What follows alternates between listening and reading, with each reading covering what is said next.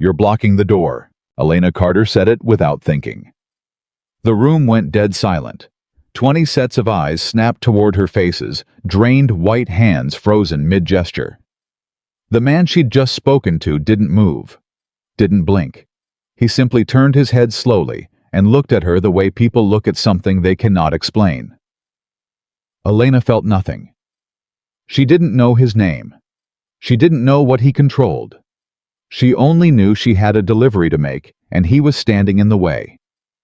And in that single moment, without knowing it, she cracked open a door that 3 years of silence had sealed shut. Before we go any further, if this is your first time here, welcome. Hit that subscribe button and follow this story all the way to the end. And drop a comment telling me what city you're watching from. I want to see how far this story travels. The night it began, Alessandro Vieri was in the middle of a conversation that could have ended 3 careers and started a war. He stood at the head of the private dining room on the 3rd floor of Vieri's The Restaurant his grandfather had built on the Lower East Side, when Italian immigrants still ran this city with their bare hands. And he was explaining very quietly to the 4 men seated at the table in front of him exactly what would happen if the shipment number didn't match the number he'd been given. He wasn't raising his voice. Alessandro Vieri never raised his voice. That was precisely why everyone in that room was sweating. "The discrepancy is $40,000, Alessandro said. He set his glass down on the table without making a sound. "I've been told it was a clerical error." He paused. "I don't believe in clerical errors." The man at the far end of the table, a heavy-set accountant named Rinaldo, who had worked for the Vieri family for 11 years, opened his mouth. "Mr. Vieri, I can explain." "I didn't ask you to explain." Rinaldo closed his mouth. "I asked you to be accurate." Alessandro picked up the single sheet of paper in front of him, looked at it for exactly 2 seconds, and placed it face down on the table. "You have 48 hours. The number will be correct. And Rinaldo," he glanced up, "if I have to have this conversation again, you won't need an accountant. You'll need a lawyer." The room understood. It was at that precise moment that the door opened. Not the main door, the side door, the service entrance, the one that no one used during a private meeting, because everyone in Alessandro's world understood there was no such thing as interrupting Alessandro Vieri. Everyone understood that, except the young woman who stepped through carrying a manila envelope and an expression that suggested she had approximately 40 other things to do tonight and was mildly irritated about all of them. She stopped when she registered the room. Her eyes swept across the table. 4 men in suits, documents, crystal glasses, the particular quality of silence that means something serious is happening. And then her eyes landed on Alessandro, who was standing directly between her and the exit she apparently needed to reach. She looked at him. Not the way women usually looked at Alessandro Vieri. Women looked at him with calculation, or with desire, or with a very specific kind of fear that they tried to disguise as admiration. In 39 years, he had learned to read every version of that look. This woman looked at him the way you look at a lamp that someone has placed inconveniently in a hallway. "Excuse me," she said. "You're blocking the door." The silence in the room changed texture entirely. Marco Bellini, who was standing against the wall to Alessandro's right, and who had been Alessandro's closest confidant for 12 years, later said that the sound of those 4 words was the most dangerous thing he had heard in a decade. Not because of the words themselves, because of what Alessandro's face did when he heard them. Nothing. No anger. No cold warning. No slow turn toward violence. His face did nothing. And in 12 years, Marco had never seen that happen. Alessandro Vieri always reacted. The reactions were simply controlled. But this was different. This was the look of a man whose machinery has just encountered something it wasn't built to process. Alessandro stepped aside. The young woman walked through the door without another word, slipped down the corridor, and was gone. The 4 men at the table looked at each other. Rinaldo very carefully did not say anything. Alessandro picked up his glass, took a slow sip, and said, "Where were we?" It was not a question. But Marco saw it. He saw the way Alessandro's eyes stayed on the door for exactly 3 seconds after she disappeared. 3 seconds was not long. 3 seconds was nothing. 3 seconds was the first time in 3 years that Alessandro Vieri had looked at anything with something other than calculation. The story of what had happened to Alessandro.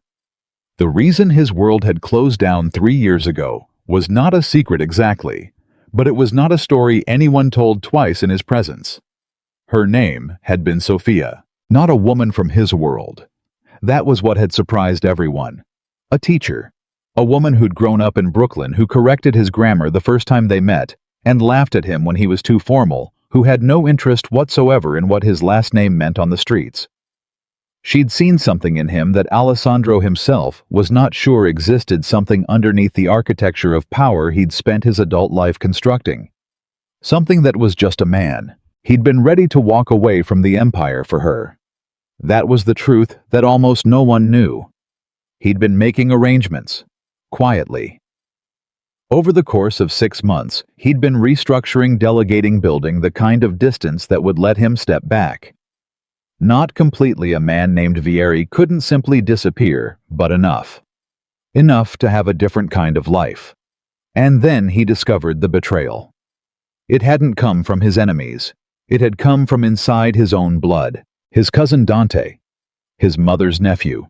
The man who had stood beside him at every major decision of the last 10 years, who had been trusted with information that could have ended Alessandro 3 times over. Dante had been feeding intelligence to the Cambretti family. The family that had wanted Sophia's death specifically because of what she knew about a deal that had gone wrong. Sophia didn't die. Alessandro had moved fast enough. She was safe. But she left. Because the night she understood what world she was truly standing in, not as a visitor, not as someone Alessandro could protect from a safe distance, but as a target, as a liability, as a human being whose safety depended entirely on the ruthlessness of the man who loved her, she made the only decision that made sense to her. She walked away. She didn't hate him. That was almost worse. She sat across from him in his kitchen at 2 in the morning, and she said very quietly, "I love you. And I think you're a man worth loving. But I can't live in a world where people want to hurt me because of who you are. I'm sorry. I'm not brave enough for this." He didn't ask her to stay. He understood. He had her relocated, protected, made sure she was taken care of financially, in ways she didn't know about and wouldn't have accepted if she did. And then Alessandro Vieri closed a door inside himself, and he did not open it again. "What? You're thinking about her." Marco said it without preamble 3 days after the incident at the restaurant. They were in Alessandro's private office on the 14th floor of the Vieri building, a room that contained no photographs, no personal objects, nothing that could be read as evidence of a human interior. Alessandro looked up from the contract in front of him.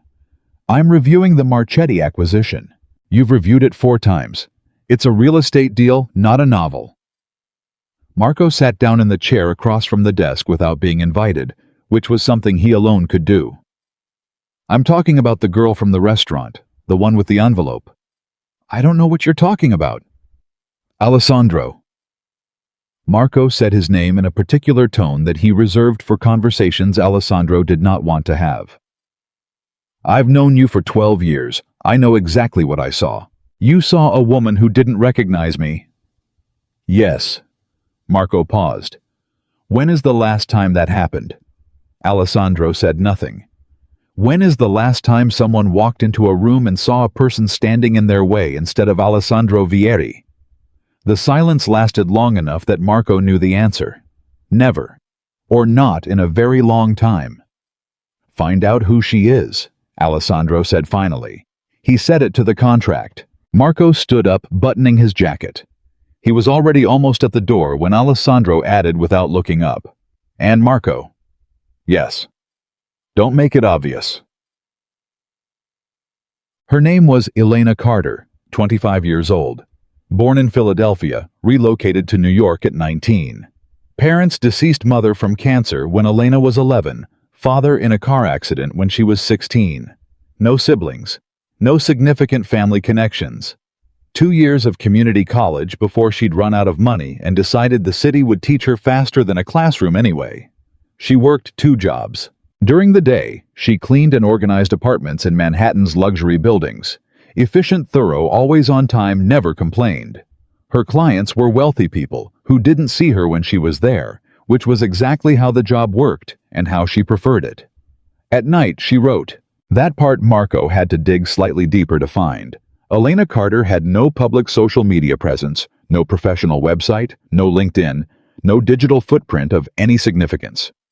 But under a pen name, Evelyn Rose, she ran an anonymous fiction platform with an audience that Marco initially estimated at a few thousand people, and then, upon closer inspection, revised significantly upward.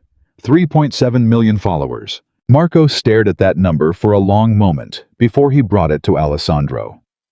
She has nearly 4 million readers, he said.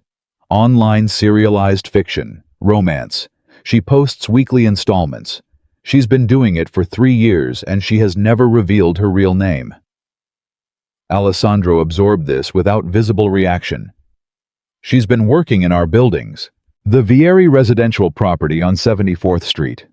She's been on the cleaning staff for 8 months. Excellent reviews from the building manager. Never caused any problems. She's very...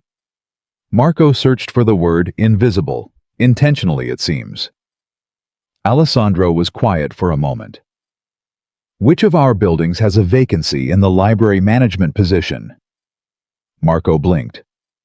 The residential tower does technically, but that position hasn't been filled because we weren't planning to.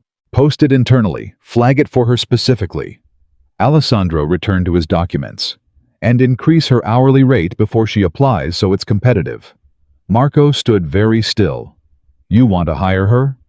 I want someone qualified to organize the private library. She's literate. She's employed by us already. The transition makes logistical sense. Marco opened his mouth, closed it, said, Of course. He was almost out the door again. Alessandro. The man looked up. She's going to know, Marco said simply.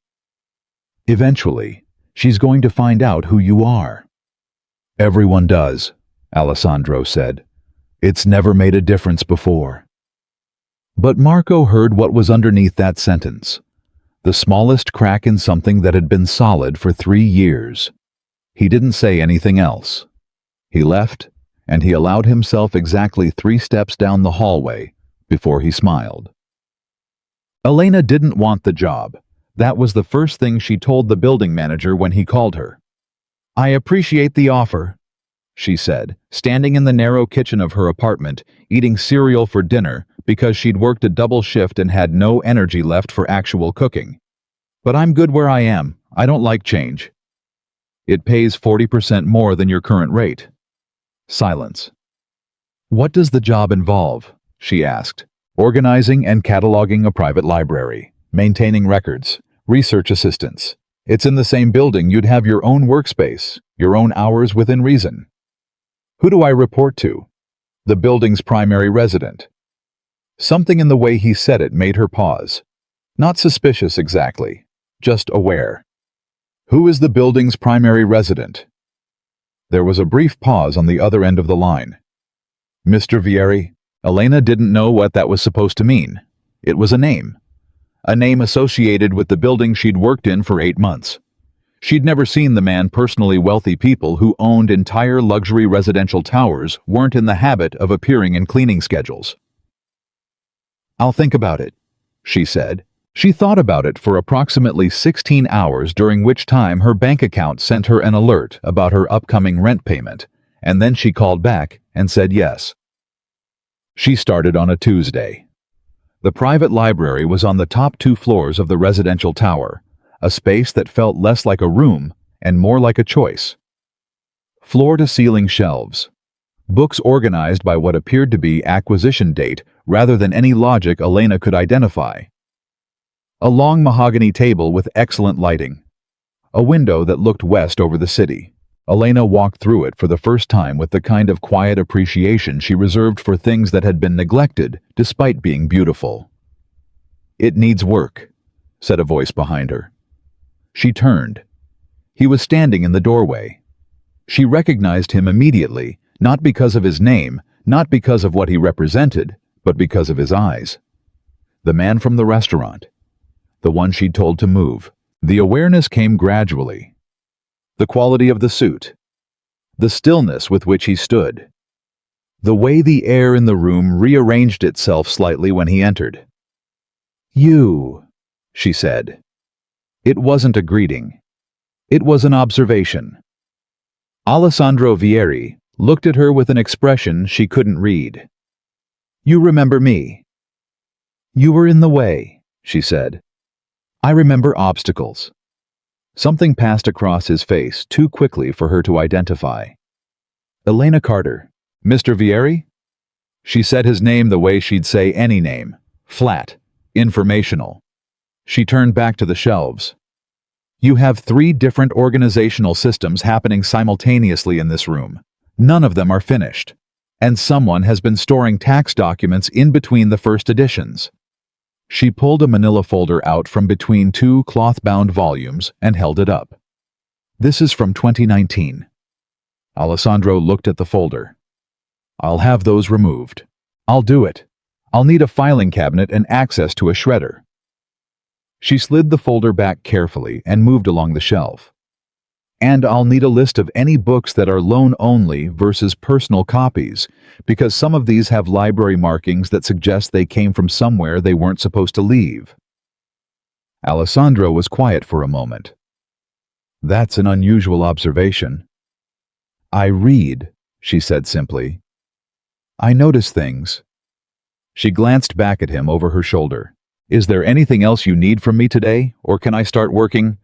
For the second time in Alessandro Vieri's life, this woman had treated him like furniture that needed repositioning. He left without another word. In the elevator down, he stood very still and tried to understand what was happening in his chest. It felt faintly like being awake. 3 weeks passed. Elena worked in the library every day from 8 in the morning until 4 in the afternoon.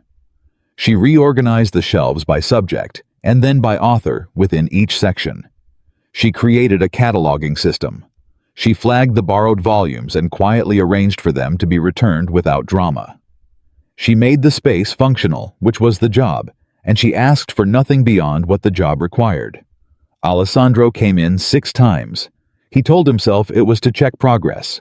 The first time she was in the middle of sorting a box of unsorted acquisitions, and she looked up and said, "There are 40 years of literary journals in the northeast corner that I think someone purchased without ever reading. What do you want me to do with them? Keep them." She nodded and went back to work. He stood there for a moment longer than necessary, trying to identify what it was about her presence in this room that felt different from everyone else's presence in any room he'd been in for the last 3 years. It was simple, finally. She wasn't performing. Everyone in Alessandro's world was performing something. Loyalty, respect, ambition, fear disguised as deference.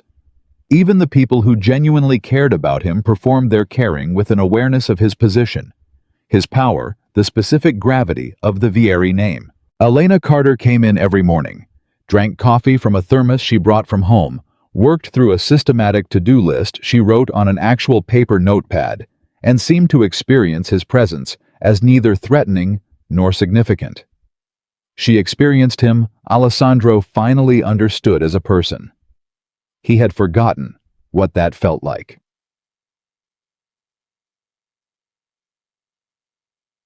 The second week, she started asking him things. Not personal things, professional things technically, but with an honesty that caught him off guard every time.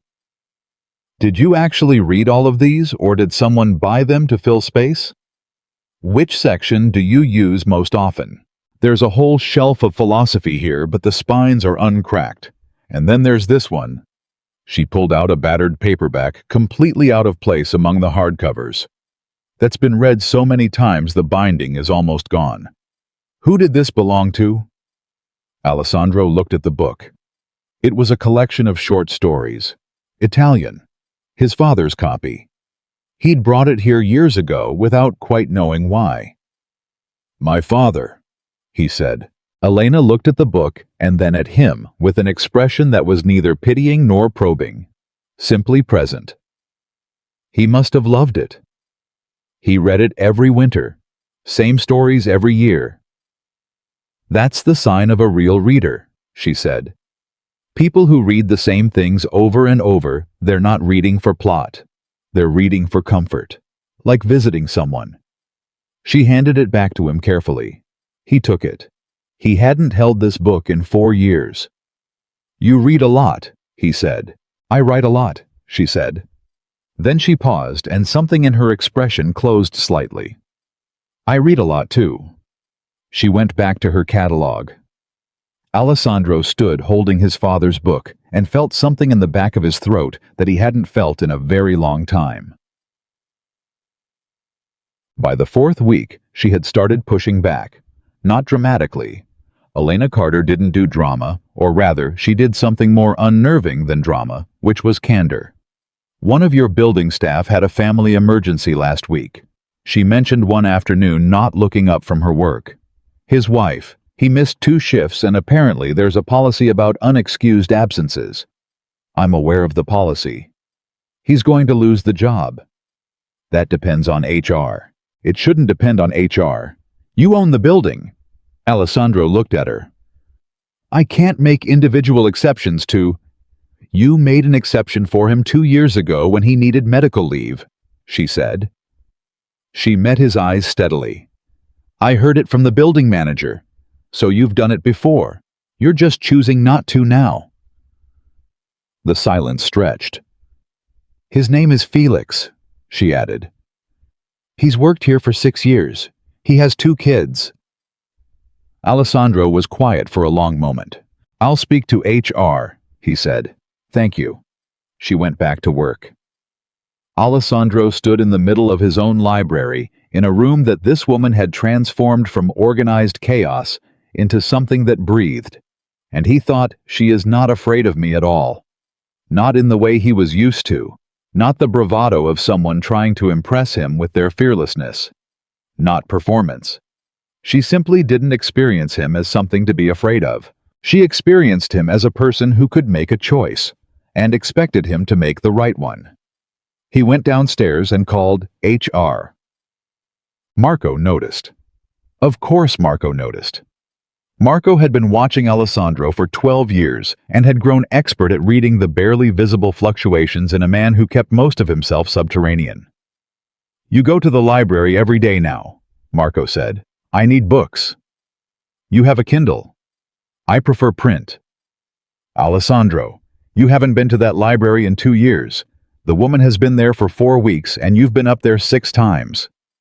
7, Alessandro said without looking up. Marco went still. 7, he repeated. She reorganized the philosophy section. I wanted to see the result. And a pause. It's better, Alessandro admitted. Marco sat down slowly. He'd spent 3 years watching his closest friend disappear behind glass, present functional brilliance, and completely absent from anything that required him to be a human being rather than a machine for making decisions. He'd watched Alessandro conduct business with complete mastery and come home to silence.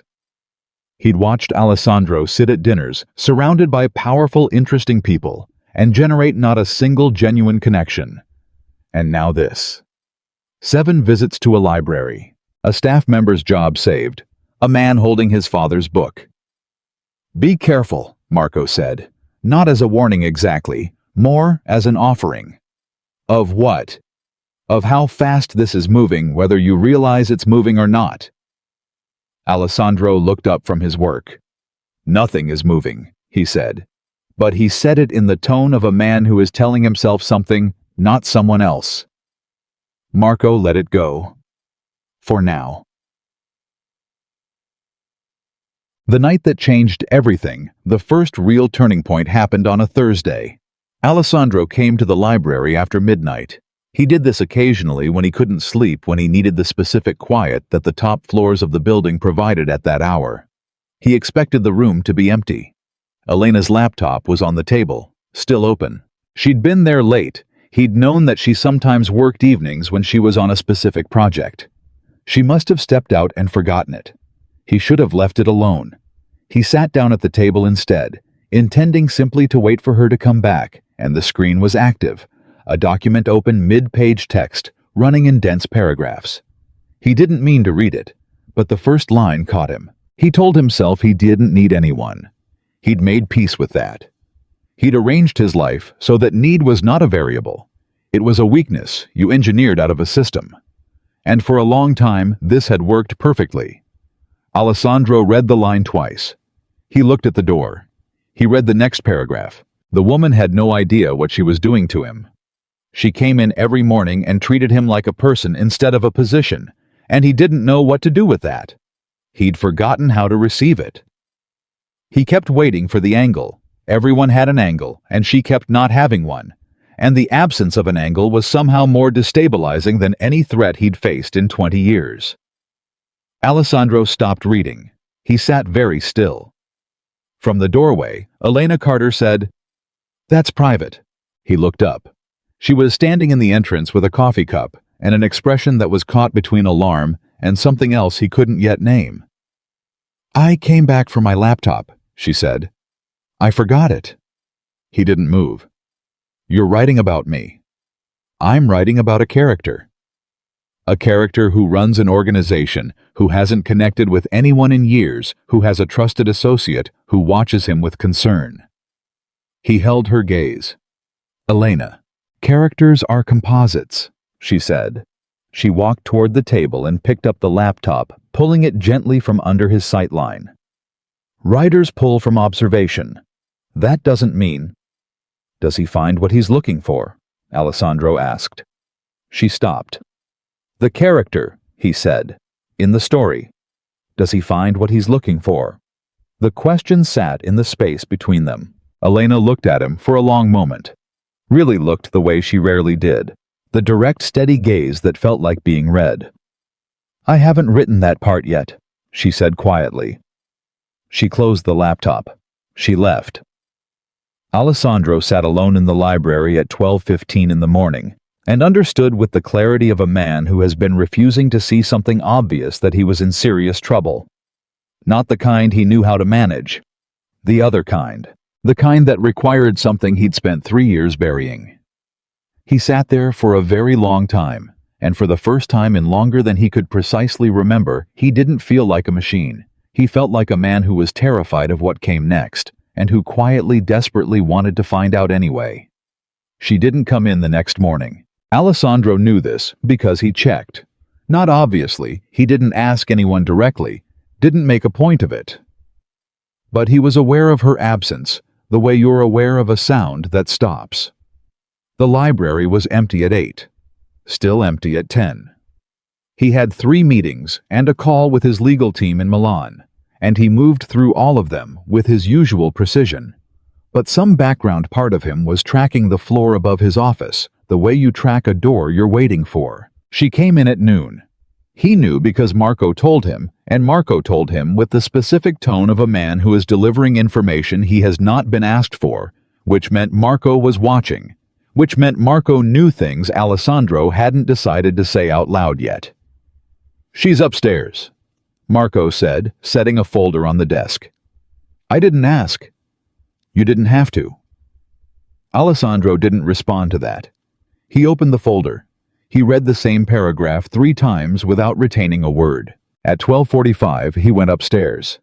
Elena was at the long table with her notepad and her thermos working through what appeared to be a secondary catalog of oversized volumes that didn't fit standard shelf brackets. She didn't look up when he entered, which was either focus or deliberate, and with Elena Carter, those two things were sometimes impossible to tell apart. "I want to apologize," Alessandro said. She looked up then. "For last night," he said, "I read your work without your permission. That was wrong." She studied him for a moment. He had the impression she was deciding something. "You didn't read very much of it," she said finally. "Enough." "Enough to what?" He didn't answer that directly. He walked to the window, not to look at anything, just to have somewhere to put himself that wasn't directly in front of her. "Is the character going to be all right?" he asked. In the end, Elena was quiet for a beat. That depends on him, she said. Characters make choices. The story follows the choices. And if he makes the wrong ones, then it's a tragedy. She paused. But I don't write tragedies. He turned from the window. Why not? Because I read enough of them growing up, she said simply. I know how they end. I'm not interested in spending time in a story I already know the ending to. She went back to her notepad. Alessandro stood there a moment longer than was strictly explicable, and then he said, I'll have the auxiliary brackets installed this week, for the oversized volumes. Thank you. He left. He took the stairs instead of the elevator because he needed the extra 30 seconds to put his face back in order before anyone saw it. The shift happened gradually, and then all at once, the way most real things do. It wasn't a single conversation. It wasn't a moment. It was an accumulation of small exchanges that built on each other, each one leaving something behind that wasn't there before. Elena found the boxing gloves. They were in a storage closet adjacent to the library equipment from a gym that had apparently once occupied that floor before the renovation. Old gloves worn down to the padding in places, the kind of wear that takes years. She set them on the table when he came in one morning like evidence. These yours? Alessandro looked at them. From a long time ago. How long?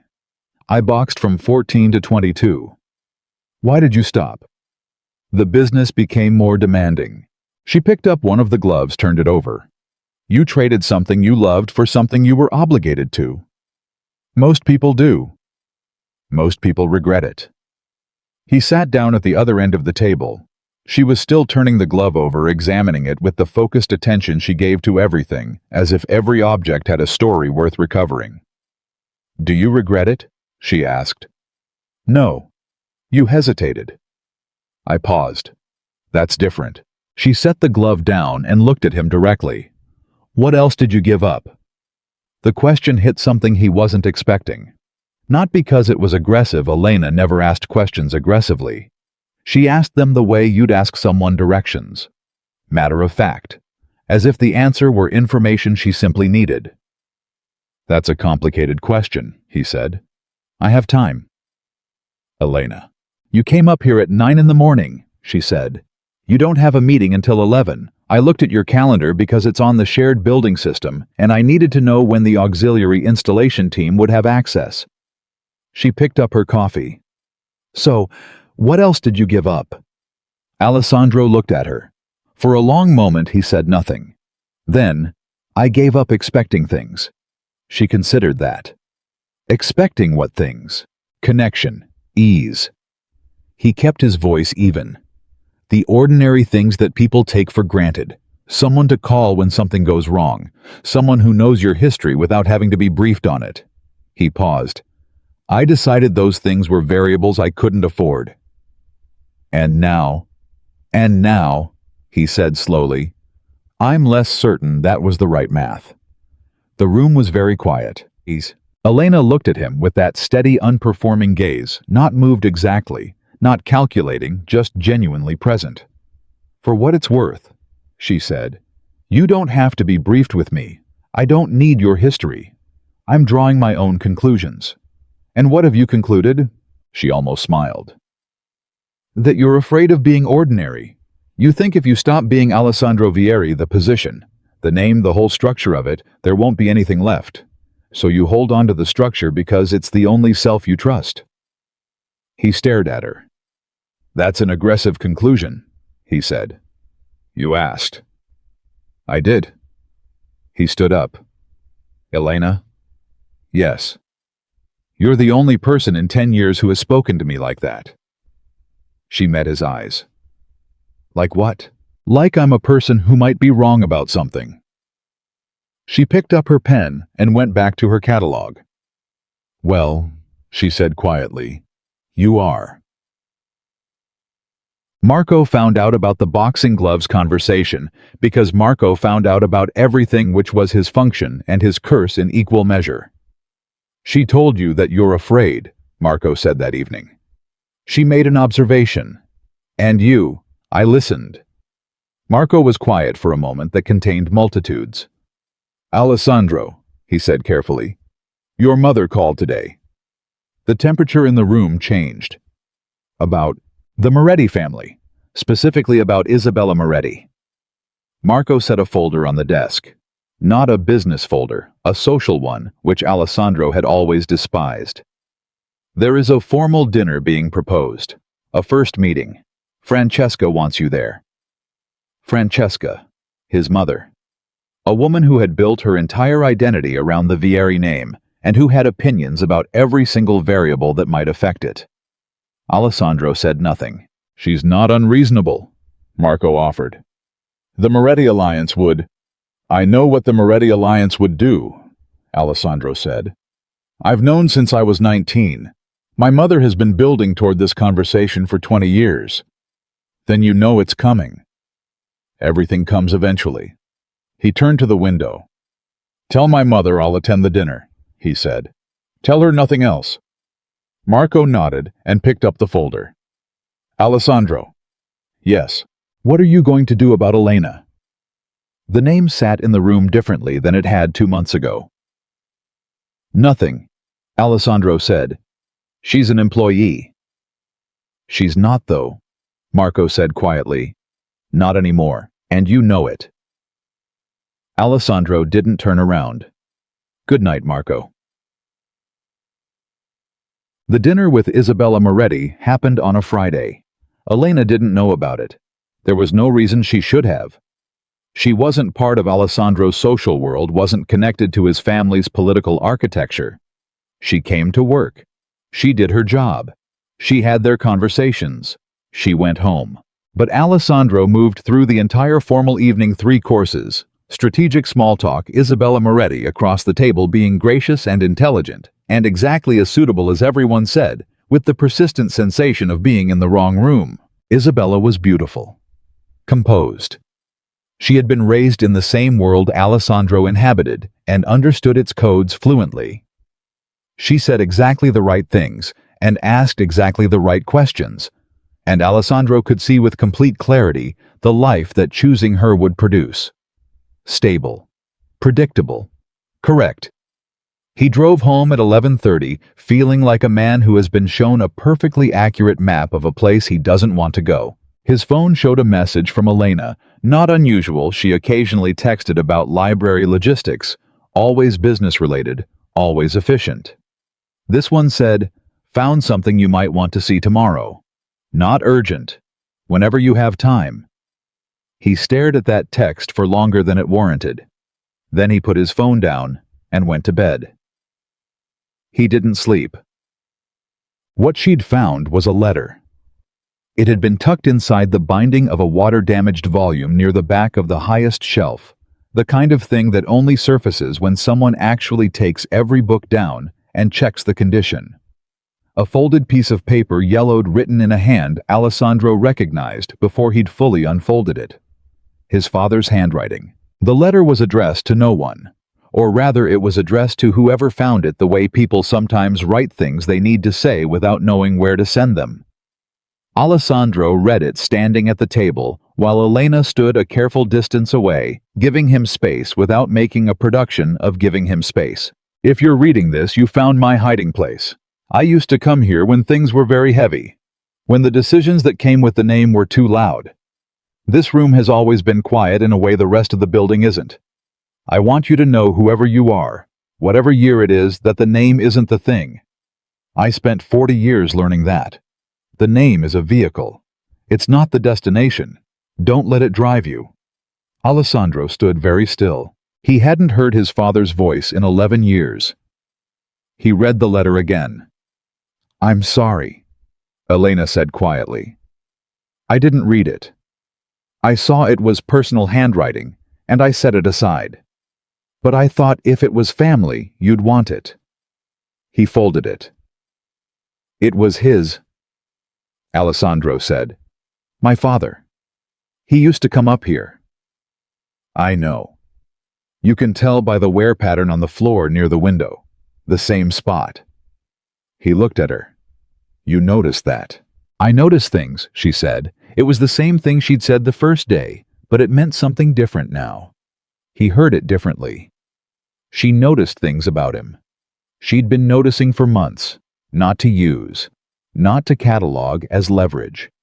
Just because she paid attention to the world, and he was part of the world she was inhabiting. He sat down. He didn't plan to talk. He hadn't talked about his father to anyone in years, not genuinely, not below the surface. But he said, he built something he didn't entirely mean to build. He was trying to protect the family, and the structure grew around him, until it was bigger than what it was protecting. He paused. I understood that. I always thought I understood him. But this... He looked at the folded letter. He was telling himself the same things I tell myself, that the name is what matters, and he'd already figured out that wasn't true. Why didn't he say it out loud? Elena asked. Because the name is also what feeds the family, what keeps people safe. It's both things at once, and that's the trap. He set the letter on the table. You build the cage, and then you live in it, and eventually you can't tell the difference between the structure and yourself. Elena sat down across from him. Not close, not intimate, just present. My mother used to say that the story we tell about ourselves becomes the story we're stuck in, she said. She was a reader, not educated, not formally, but she read constantly. She said it was the only way to practice being someone else, so you didn't get trapped being only yourself. She sounds like someone worth knowing. She died when I was 11. The words were plain without performance. She was the person who knew me. After her, I spent a lot of years being invisible to everyone around me. And the writing. She looked down at the table. Started when I was 14. My social worker thought it was a healthy coping mechanism. A brief, dry pause. She wasn't wrong. 14, Alessandro said. After your mother. I needed somewhere to put things that didn't have anywhere else to go. He looked at her. And now? Now I put things in stories and 3.7 million people read them, and I still do it alone in my apartment after midnight. The number landed in the conversation. Alessandro kept his expression neutral. 3.7 million people know your work, he said carefully. She looked up, and something in her expression shifted quick alert. The same look she'd had the night he'd found her laptop. You looked me up, she said. Marco found it as part of routine employee background review. That's not an answer. He met her eyes. I read 3 chapters, he said. The ones that are publicly available. I stopped because it felt like reading your mail. Elena was quiet. Which chapters? She asked finally.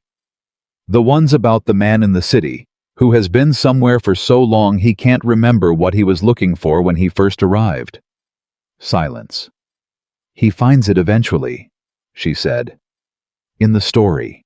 I know. I read the chapter titles. I didn't read ahead. Why not? Because... He paused, and what came out was more honest than he intended. I wanted to ask you how it ends. Elena looked at him across the table, with the afternoon coming through the window behind her, and Alessandro felt the thing he'd been refusing to name for months press against the inside of his ribs like something that had been quiet for a long time and was done being quiet. He stops running, she said quietly. The character.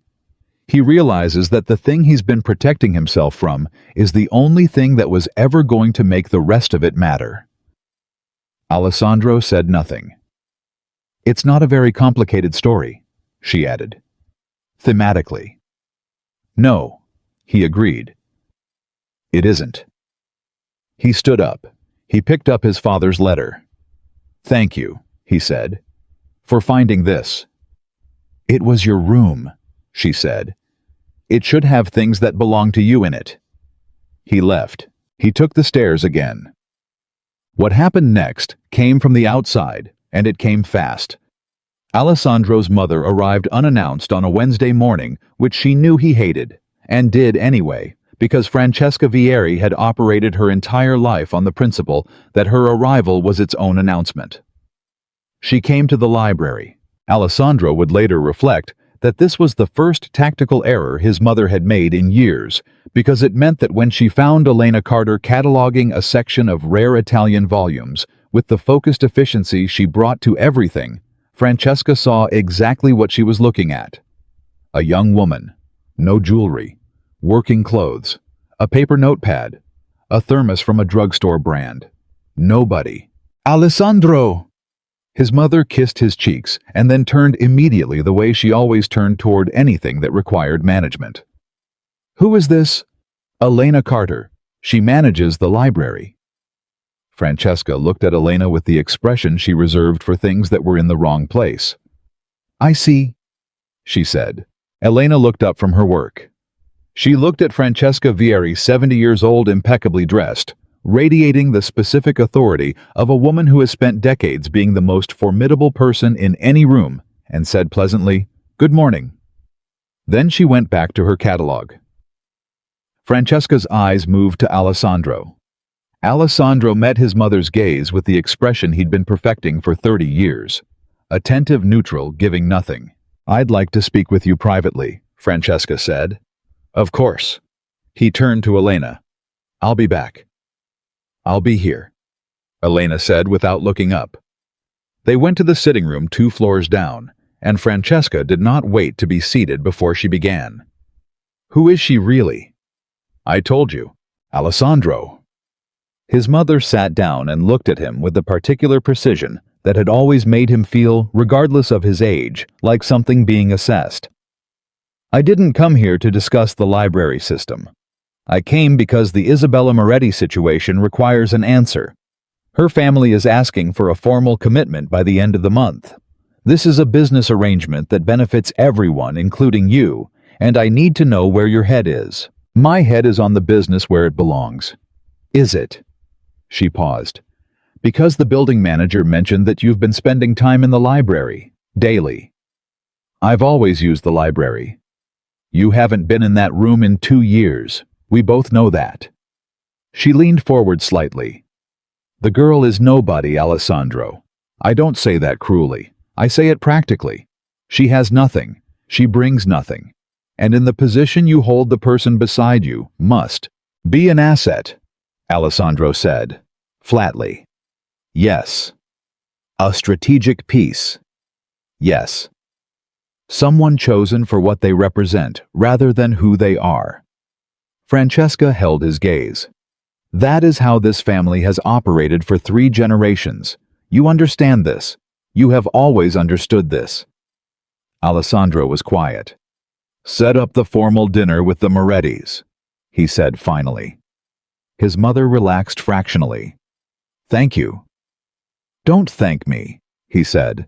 "It isn't a commitment. It's a dinner." He stood up. "And mother." He looked at her with a steadiness that had always been the thing she'd taught him, and that he now turned on her full force. "Don't come to the library again without calling ahead." He walked out before she could answer. Elena felt it the moment he came back. Not dramatically. She wasn't psychic. But she'd been reading people since she was 11 years old and had learned that the most important information was usually in what didn't change the things people worked hardest to hold still. Alessandro's face was exactly the same. That was how she knew something had shifted. "Everything okay?" she asked. "Fine." He moved to the window, his default position when something was too large for the room. "My mother had some family business to discuss." "That's fine. I wasn't going anywhere." He turned slightly. "Does that bother you that she came?" "Why would it bother me so, Elena?" She put down her pen. She looked at him with the directness that had been making him uncomfortable for months. The look that cut through the practiced calm he maintained as naturally as breathing. "She looked at me like I was a piece of furniture that had been delivered to the wrong address," Elena said. "I've been looked at that way before. I'm used to it." "You shouldn't be used to it." "No," she agreed. "But you don't get to decide what someone gets used to. That's theirs to carry." She picked up her pen again. "I'm not going to collapse because a wealthy woman decided I wasn't worth noticing. That's her limitation, not mine." Alessandro stared at her. How do you do that? He said. Do what? Refuse to be diminished. She glanced up at him, the almost smile that appeared sometimes when he said something she hadn't expected. I was invisible for most of my childhood, she said. I spent a long time thinking invisible meant small. It doesn't. It means people aren't paying attention. That's their problem. Alessandro walked away from the window. He sat down at the table closer than he usually did. Not close exactly, but the careful distance he maintained had contracted by several degrees. My mother wants me to marry someone, he said. Elena went still. A strategic arrangement, he continued. A woman from a family whose alliance would benefit the empire. It's been in discussion for years. And I attended a dinner with her 2 weeks ago. The room was very quiet. Okay, Elena said. Her voice was even. I'm telling you because... He stopped. Because why? He looked at her. Because it felt dishonest not to, he said. Elena looked back at him. For a long charged moment, neither of them said anything. The air between them had the specific quality of a sentence that has been started and can't be taken back. Alessandro, she said carefully.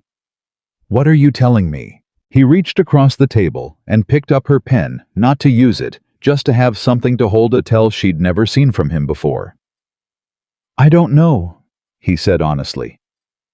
That's what I'm trying to understand. She looked at the pen in his hand. She looked at his face. I think you do know, she said quietly.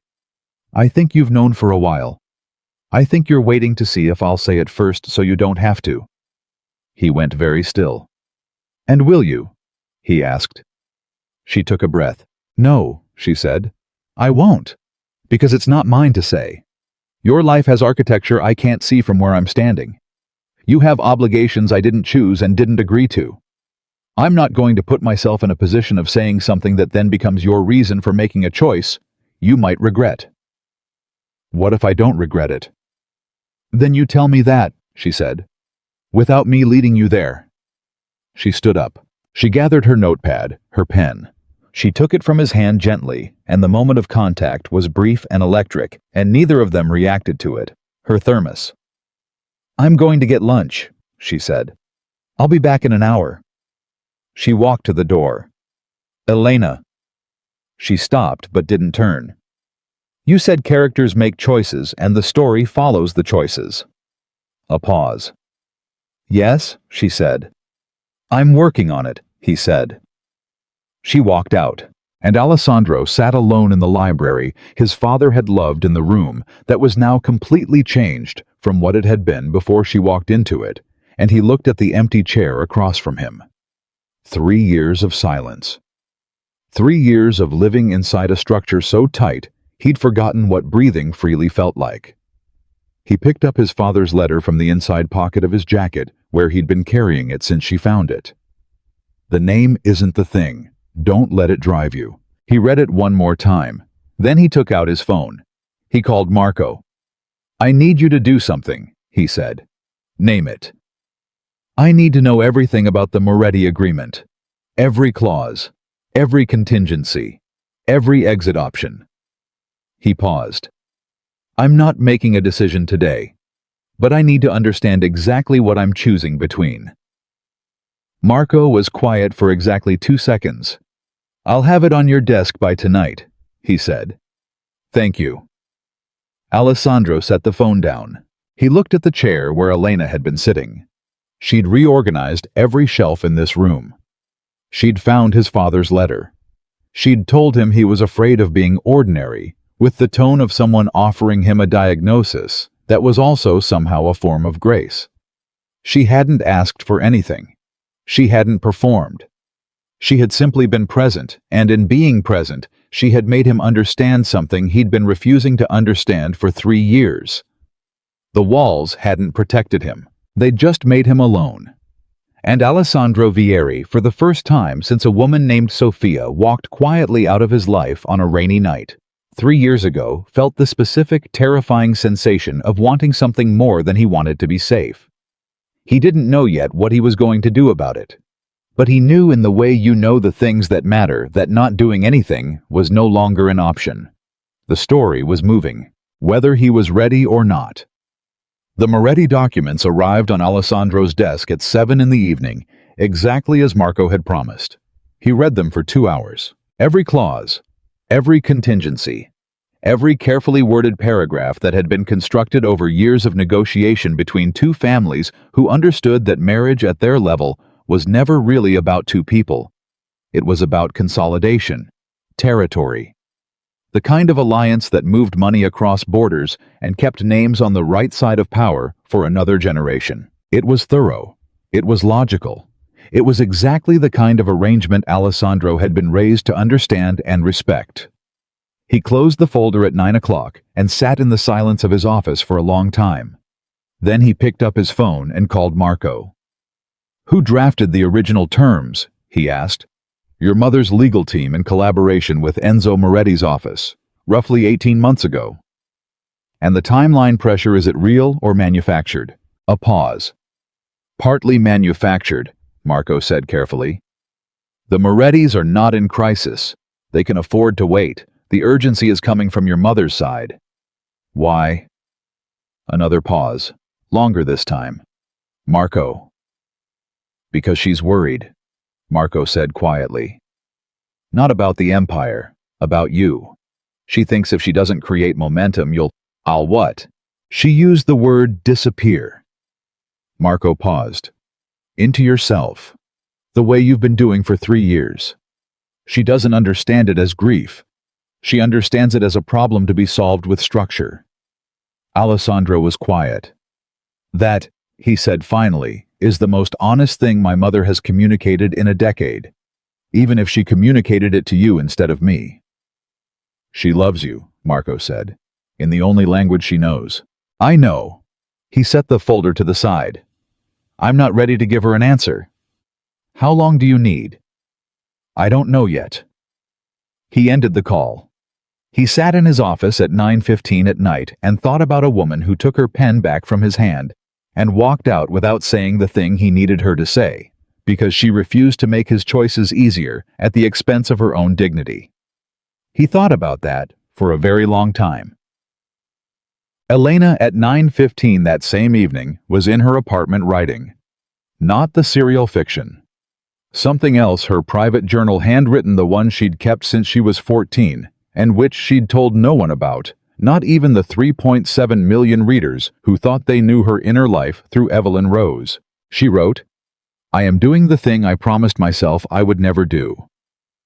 I am becoming important to my own story in a way that involves someone else's decisions. This is exactly what I spent 10 years learning not to do." She stopped. She wrote, "He told me about the woman, not in detail, but enough.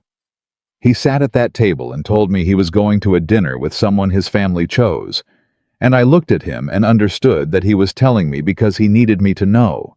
And I said, okay. Because what else do you say?" She stopped again. She wrote, "He asked me if I would say it first. I said no. I meant it. I still mean it. But I want to say it. That's the part I didn't write down for him." She closed the journal. She made tea.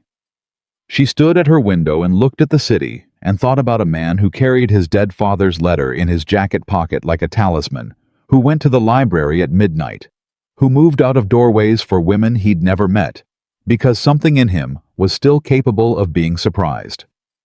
Her phone buzzed, an email notification. Her publishing platform, she got these nightly reader statistics comment summaries. The numbers she checked with the same focused pragmatism she brought to everything. But this one was different. It was from a corporate address she didn't recognize, a legal department, a name Hargrove and Associates representing Meridian Press.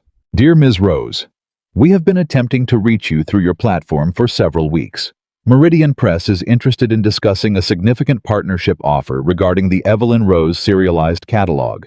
We would like to arrange a call at your earliest convenience. This is time-sensitive." Elena read it twice.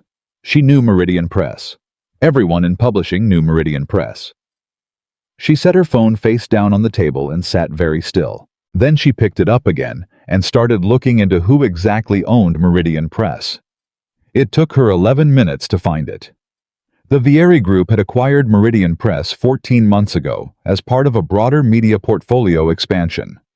Elena sat with that information for a very long time. She didn't know what it meant.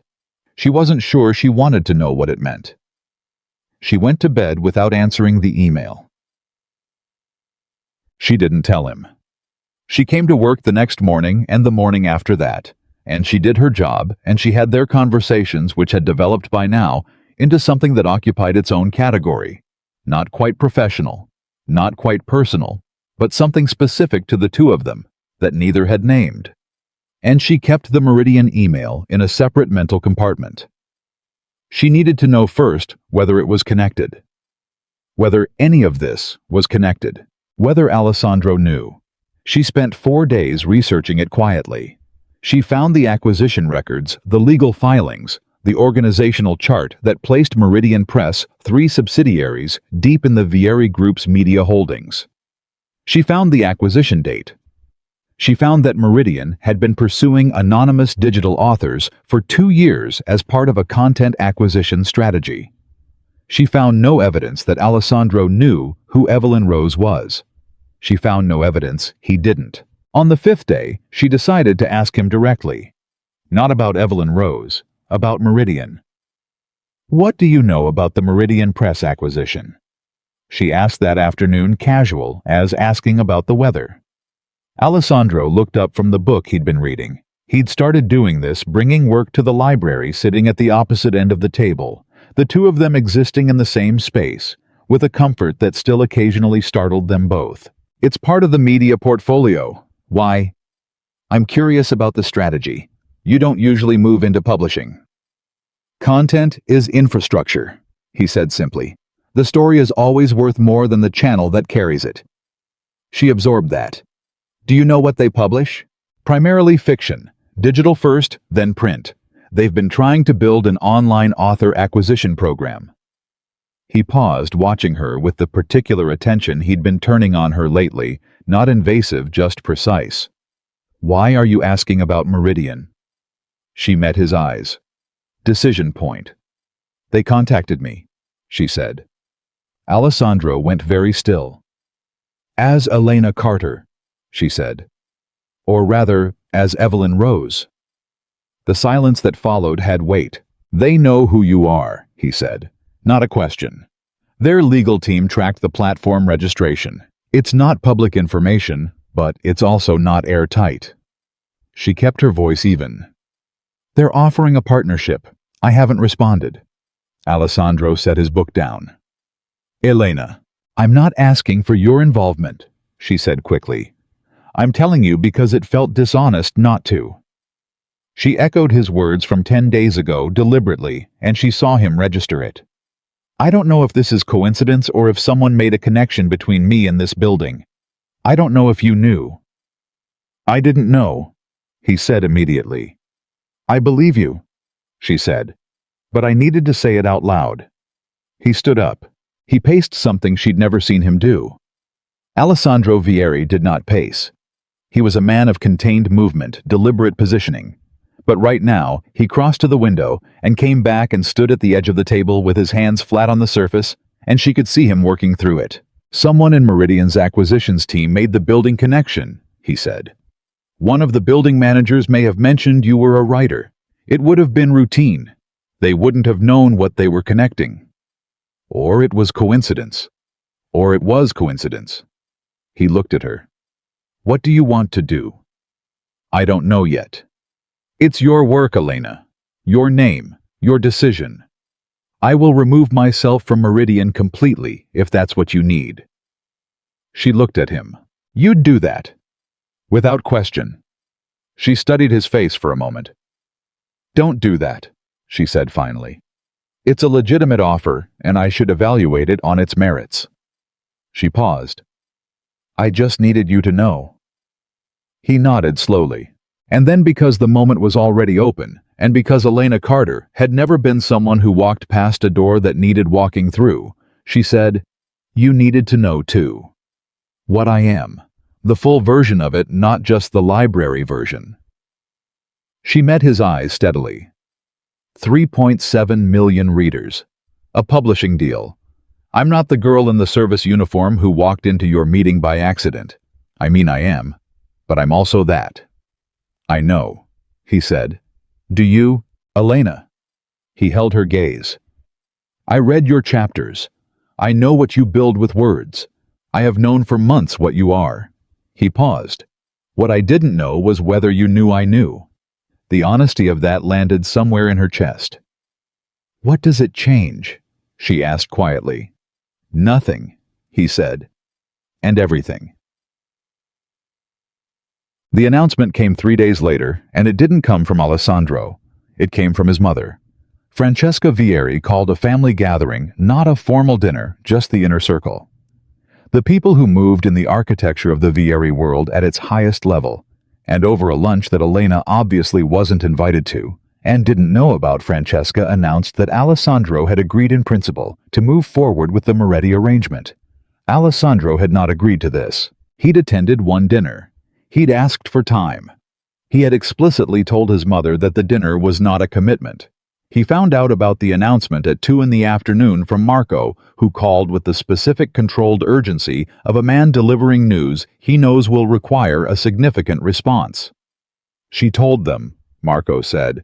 Tell me exactly what she said. That the family is moving forward, that it's settled, that the formal engagement announcement would come within the month. Marco paused. Enzo Moretti's people are already talking to the press. Alessandro was silent for 4 seconds. Find my mother, he said.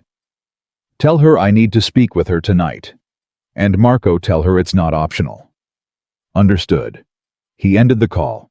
He sat in his office and breathed for a moment very deliberately, the way he'd learned to breathe before decisions that had consequences.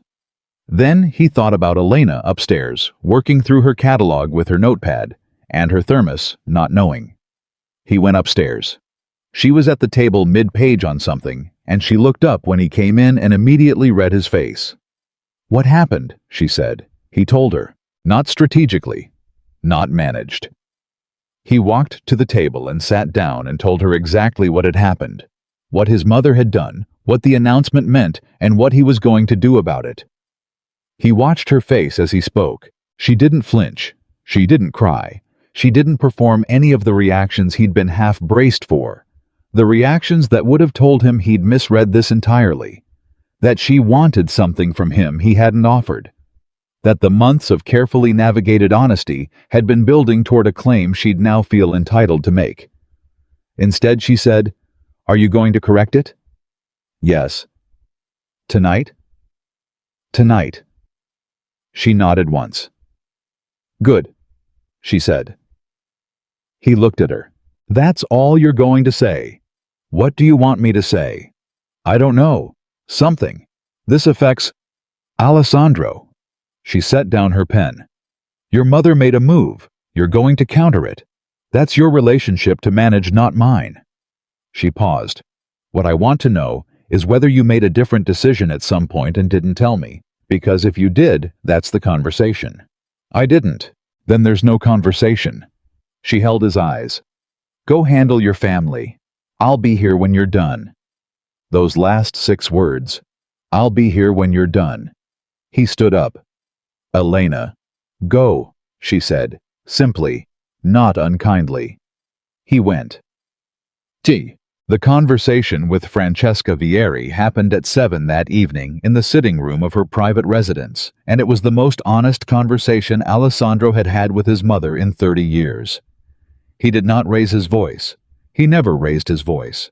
But he was direct in a way he hadn't allowed himself to be with her before, because for 30 years he'd accepted that his mother's motivations, even when her methods were wrong, came from a real place.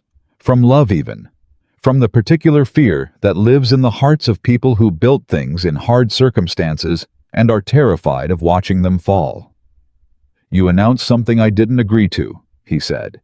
Francesca sat very straight. I moved things forward. Without my consent. Alessandro, You have been stalling for months. This is my life, he said, quietly. Absolutely. Not the Empire's life. Not the family's political architecture. Mine. And you made a decision about my life and announced it to people who will now put it in the press, and you did it without asking me. His mother's face did something complicated. I did it to protect you, she said. From what? A pause. From a mistake, she said. The girl upstairs. Alessandro, I'm not blind. I see what's happening. And I understand that she's... She searched for words that would land correctly, compelling to you. In this moment. But she has nothing. She comes from nothing. She has no family, no position, no...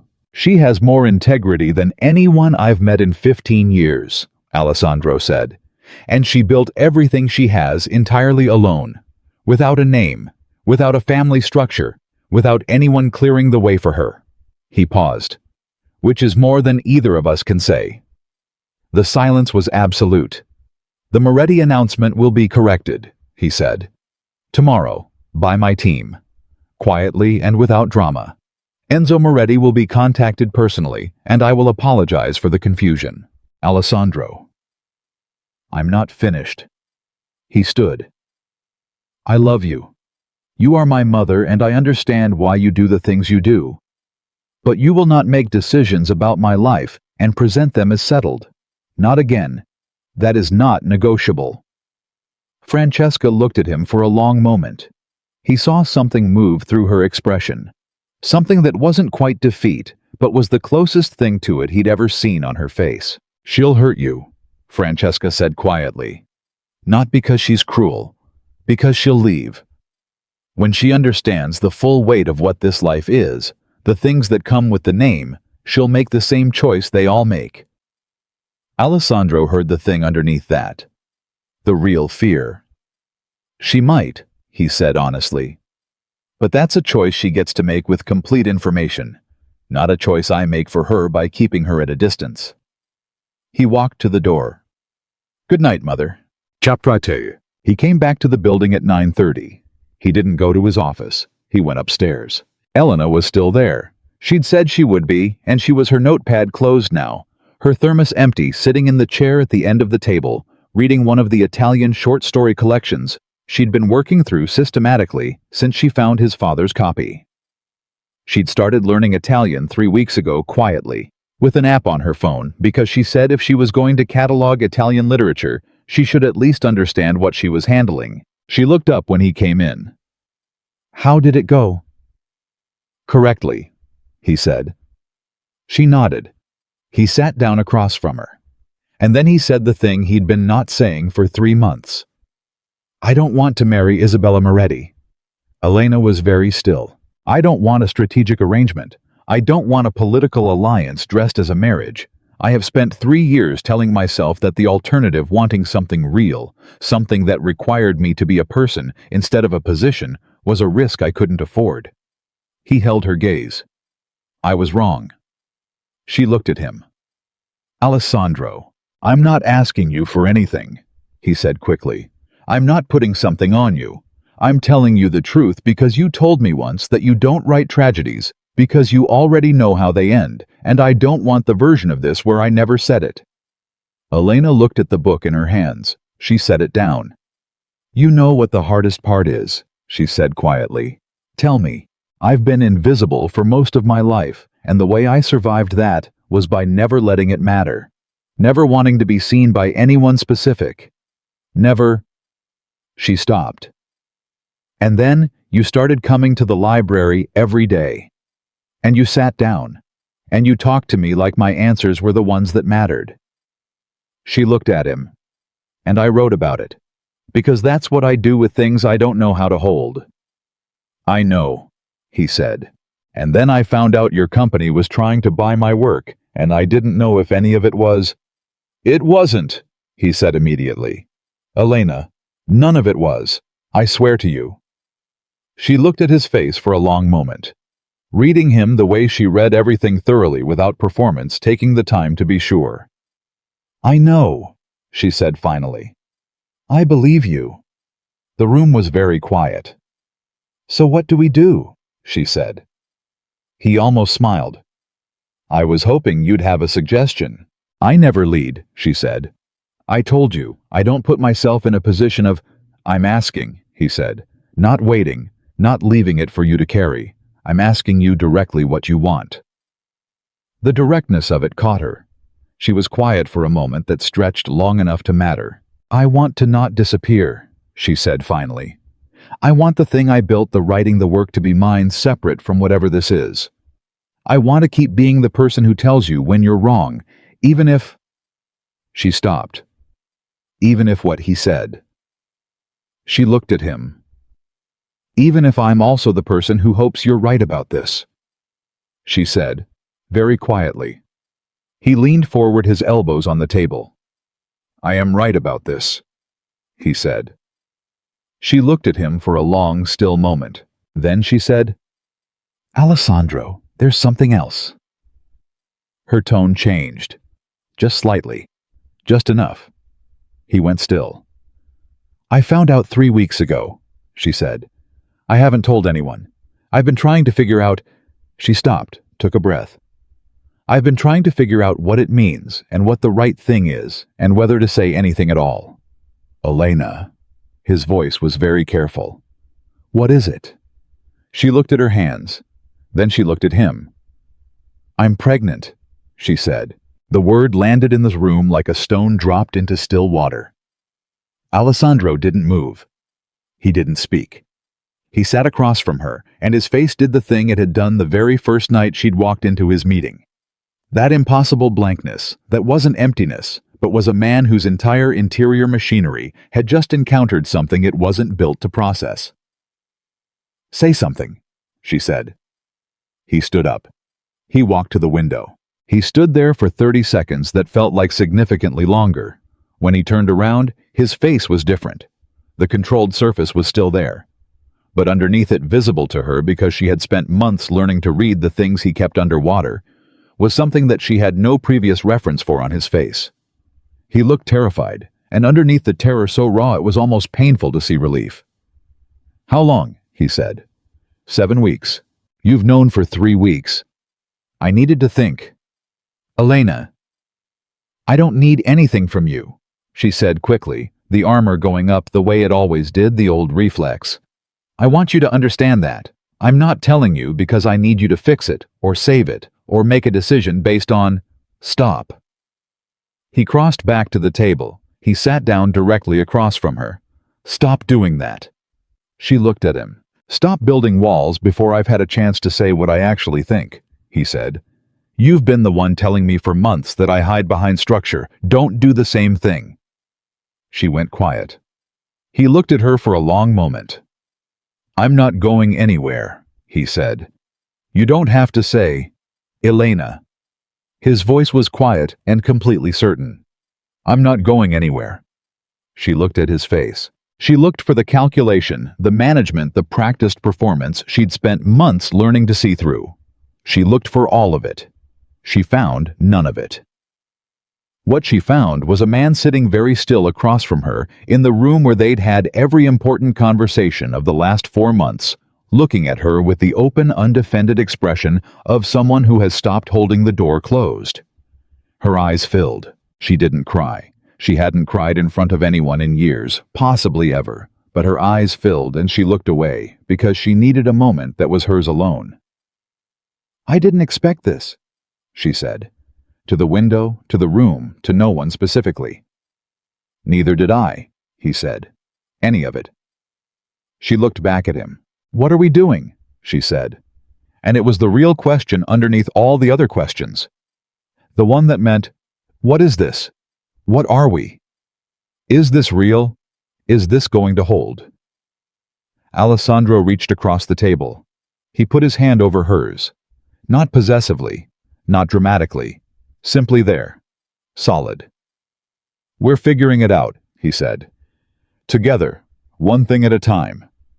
She looked at his hand over hers. She thought about the letter in his pocket, and the worn boxing gloves, and the Felix situation, and the 7 visits to a library that he'd initially called a professional interest. She thought about a man who moved out of a doorway for a stranger and then couldn't get her voice out of his head. She thought, this is real. She thought, I don't know if I'm ready. She thought, I haven't been ready for anything that ever actually mattered. Okay, she said quietly. She didn't move her hand. Neither did he.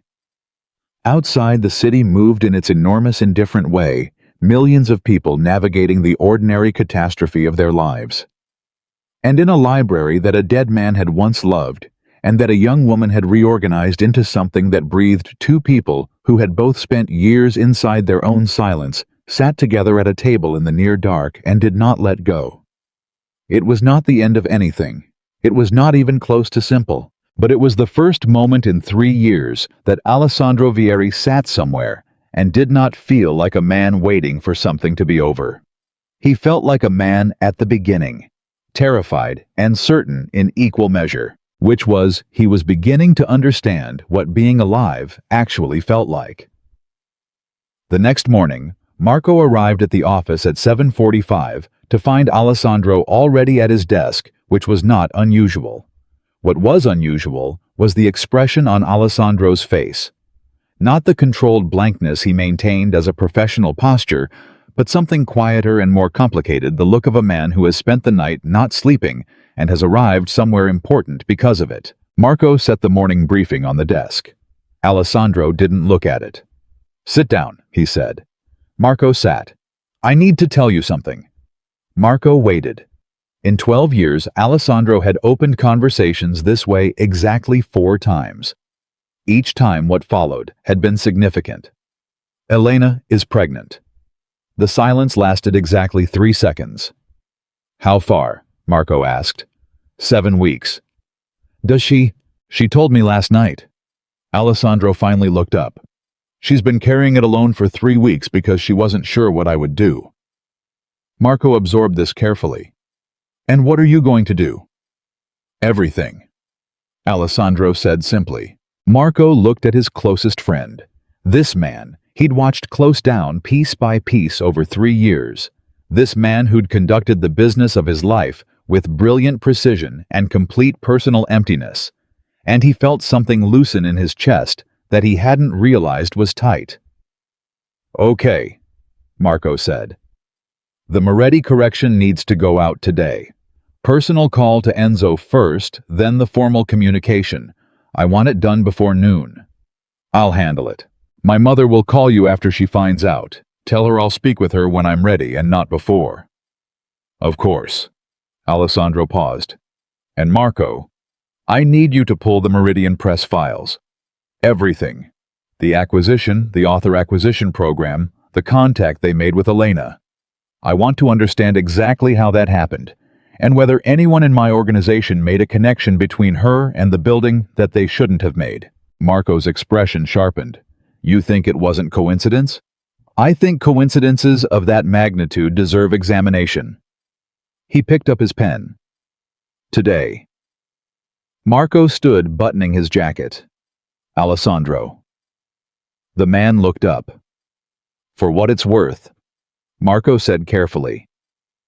I've been waiting 3 years to sit in this chair and hear you say the word everything and mean it about a person. Alessandro looked at him for a moment. Get out of my office, he said, but his voice had something in it that hadn't been there in a long time. Marco smiled the whole way down the hall. Elena came in at 8. She stood in the library doorway for a moment, the way she sometimes did not, hesitating exactly just taking the room in before she entered it, which was a habit Alessandro had noticed months ago and found oddly moving, as if she never took space for granted. She had her thermos, her notepad, the small canvas bag she carried her work materials in. She looked at him. He was already there, which was unusual. He came later, typically after his morning meetings. You're early, she said. I wanted to be here when you arrived. She came in and set her things down. How are you? He asked. Not as a formality. He said it the way he'd said everything to her for months, directly meaning it, waiting for the actual answer. She sat down. Tired, she said honestly. I didn't sleep much. Neither did I. She looked at her thermos. I switched to decaf 3 weeks ago. I told myself it was for health reasons, and it technically is just not the health reason I would have admitted to. He looked at her. You've been managing this alone for 3 weeks, he said. I didn't know how to. Elena. He leaned forward. I need you to understand something. From this point forward, you don't manage things alone. Not because you can't. I know you can. You've been doing it your entire life and you're extraordinary at it. But because you don't have to. He held her gaze. That's what I'm asking for. The chance to be someone you don't have to handle everything without. She looked at him for a long moment. That's a significant ask, she said quietly. I know. I've been alone since I was 16. I know. I don't know how to do what you're describing. Neither do I, he said. Fully. But I'm willing to learn if you are. She picked up her thermos, held it without drinking. The baby, she said softly. It was the first time either of them had said it that plainly. Just the baby. No euphemism, no clinical distance. Yes, he said. I don't know how to be a mother. I didn't have one long enough to learn from. And I watched my father disappear into an empire and barely knew him until it was too late, Alessandro said. We are both starting from incomplete information. Something in her face shifted. That's either reassuring or terrifying, she said. Possibly both. She almost smiled. It was the first almost smile of the morning, and Alessandro felt it like a door opening. The Enzo Moretti call happened at 10:15 and lasted 22 minutes. Alessandro handled it with the precision he brought to everything difficult, direct, respectful, unequivocal. He apologized for the confusion caused by the premature announcement. He was clear that no agreement had been reached. He expressed genuine respect for the Moretti family, and for Isabella specifically. Enzo Moretti, who was a pragmatic man, and who had always found the arranged marriage concept somewhat archaic himself, took it with more grace than Alessandro expected. I appreciate the directness, Enzo said. My daughter deserves someone who chooses her, not someone who has been structured into it. She does, Alessandro agreed. Is there someone else? Enzo asked, not with hostility, simply wanting to understand the landscape. Alessandro paused for exactly 1 second. Yes, he said. Enzo was quiet. Then take care of that, he said finally. Everything else is noise. Alessandro ended the call and sat for a moment. Take care of that. It was simple, stated like that. The simplest thing in the world when you removed all the architecture around it. He had not felt simple about anything in 3 years. He picked up his phone and sent Elena a single text, Enzo Moretti. Done. It's handled. 3 minutes later, his phone showed her response. Okay, there are 3 first editions on the east shelf that need protective casing. I ordered it this morning. Should arrive Thursday. He stared at that text for a moment. She was cataloging books. While carrying his child and dismantling 3 years of his emotional architecture, she was ordering protective casing for first editions. He put his phone down and felt something that might have been the specific variety of love that only exists when someone shows you who they are in the mundane moments, and that person turns out to be exactly who you needed. The Meridian investigation took Marco 4 hours. He came back at 2 in the afternoon with a folder and an expression Alessandro had learned to read as the news is complicated. Talk to me, Alessandro said. The author acquisition program is legitimate, Marco said. Standard industry practice, they've been approaching anonymous online authors for 18 months. The search that flagged Elena's platform came from their digital acquisitions team using standard metadata tools. He paused. That part is coincidence. Or rather, it's predictable. She's the biggest anonymous fiction platform in the country. They would have found her eventually regardless. But, Alessandro said, because there was clearly a but. But the specific routing, the way the contact email was framed, the timing, the urgency language that wasn't standard. Marco opened the folder. Someone inside Meridian accelerated the process specifically for Elena Carter, pushed her file to the top of the priority queue approximately 6 weeks ago. Who? That's where it gets complicated. Marco set a single page on the desk. The flag was entered into the system by a mid-level acquisitions manager, but the instruction came from above that manager, and above that manager in Meridian's organizational chart sits their VP of Strategic Acquisitions. Alessandro looked at the name on the page. He went completely still. Dante, he said. Not a question. The name sat in the room like a stone. Dante Vieri, his cousin, his mother's nephew. The man who had fed intelligence to the Combretti family 3 years ago. The man whose betrayal had cost Alessandro everything he'd been quietly building toward with Sofia. The man who had, as a consequence, been removed from the inner circle, stripped of his operational roles, and relocated to a position in the media division that was effectively a comfortable exile, significant enough that removing him entirely would have created its own problems, distant enough that Alessandro could keep him in his peripheral vision without having to engage with what he'd done. Alessandro had put Dante in the Meridian building. He had not known Dante would use that position to reach into Alessandro's life again. When did Dante take over strategic acquisitions? Alessandro asked. His voice was very controlled. 8 months ago, the previous VP retired. It was a routine internal promotion. 8 months ago, 1 month before Elena was hired to work in the library. Did Dante make the connection? Alessandro asked. Between Elena and the building. I believe so, yes. There's an internal email I'll need another day to verify the chain, but I believe Dante knew Elena was working here before the acquisitions team made contact. I believe he initiated the contact. Why? Marco looked at him steadily. Because Dante has been watching you, Marco said. He's been in exile for 3 years, and he's been watching. And when he saw something change, saw you going upstairs every day, saw the staff comment changes, saw the library usage, he started asking questions. And he found Evelyn Rose. He found Evelyn Rose, Marco confirmed. And he saw an opportunity. For what? That? Marco said, I don't know yet. It could be leverage. It could be disruption. It could be Dante simply doing what Dante does, inserting himself into the situation in a way that puts him in a position of influence. He paused. He knew if Meridian made contact with Elena, you'd find out. And he knew that finding out would create doubt, Alessandro said. Yes. Alessandro stood up. He walked to the window.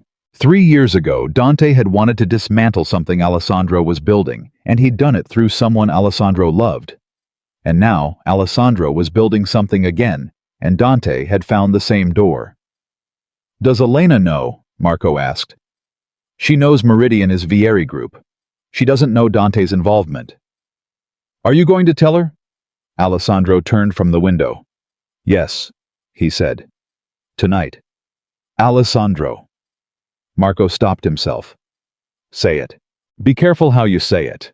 She's already managed 3 weeks alone with news that would have broken most people, and she already had doubts about the Meridian connection. If she finds out that someone inside your family specifically targeted her, she'll wonder if any of it was real, Alessandro said quietly.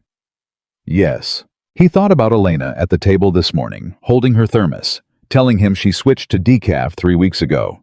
The small, real details of a life being quietly rearranged around something she was facing alone. She won't wonder, he said, because I'm going to tell her everything, all of it. And she's going to make her own judgment about what's real. And if she decides it's too much, Alessandro said, then she decides. But she decides with the full truth, not a managed version of it. Marco nodded. He picked up the folder. I'll have the Dante chain confirmed by tomorrow morning. And Marco. Alessandro's voice had the quiet edge that the people who'd worked for him for years recognized as the sound of a decision already made. I want Dante in my office the day after. No warning. No agenda communicated in advance. Just him in that chair across from me. Understood. He told Elena at 6 that evening. She was still in the library she'd been staying later recently, though neither of them had commented on it directly. He sat down and he told her everything. Dante. The history.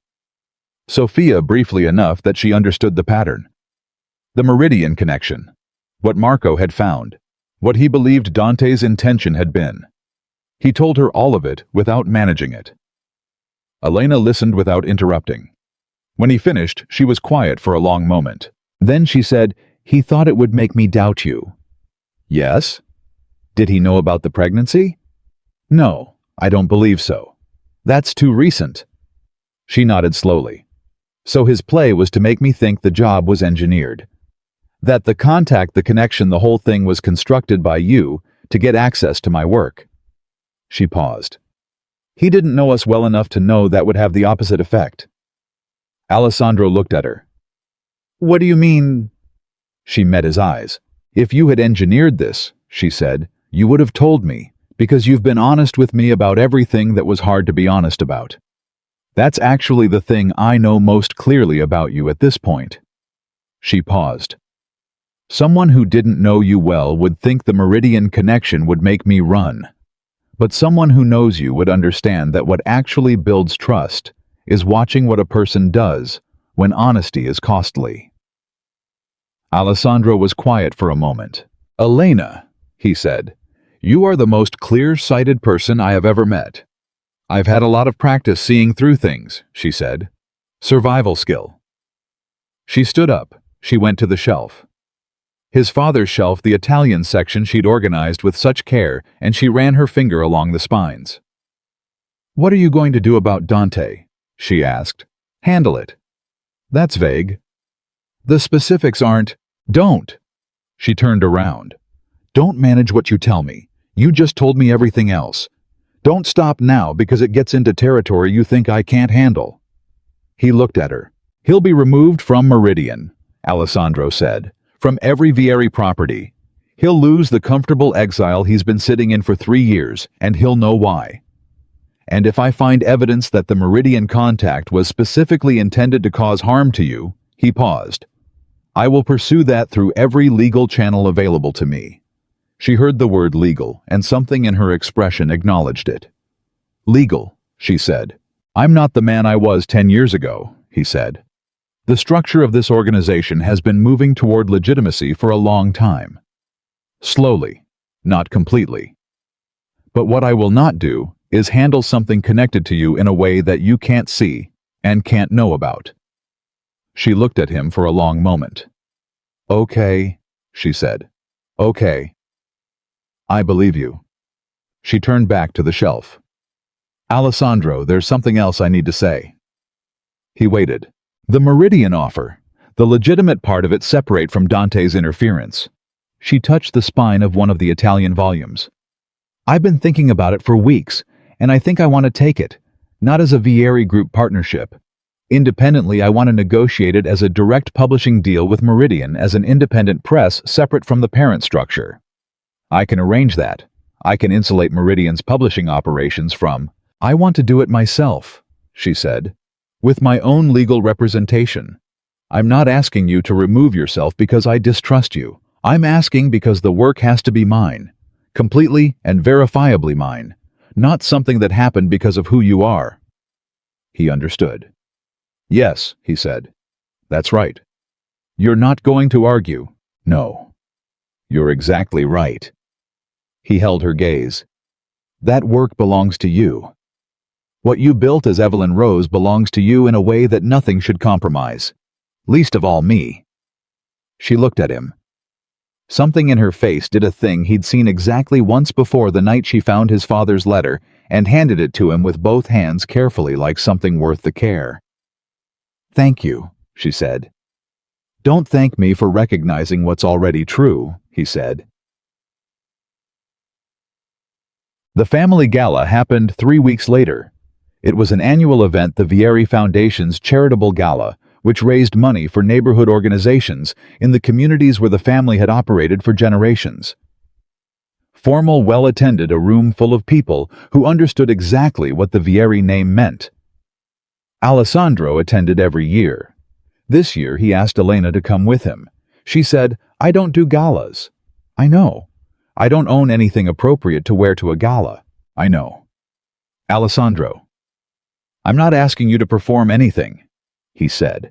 "I'm not asking you to be something you're not, or stand in a room and smile at people who mean nothing to you. I'm asking you to come with me, as yourself." She looked at him. "Why?" "Because this is my world," he said simply. "And you are part of my world now, and I'm done operating as if those are separate facts."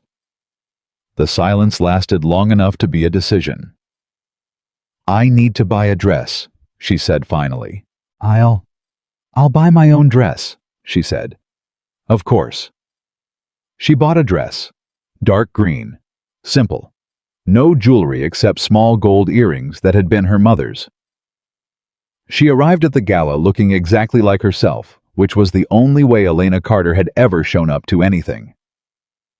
Alessandro saw her across the room and felt the particular variety of pride that isn't about possession, but about witness the pride of being in the presence of someone remarkable and knowing you see it clearly. He crossed to her immediately.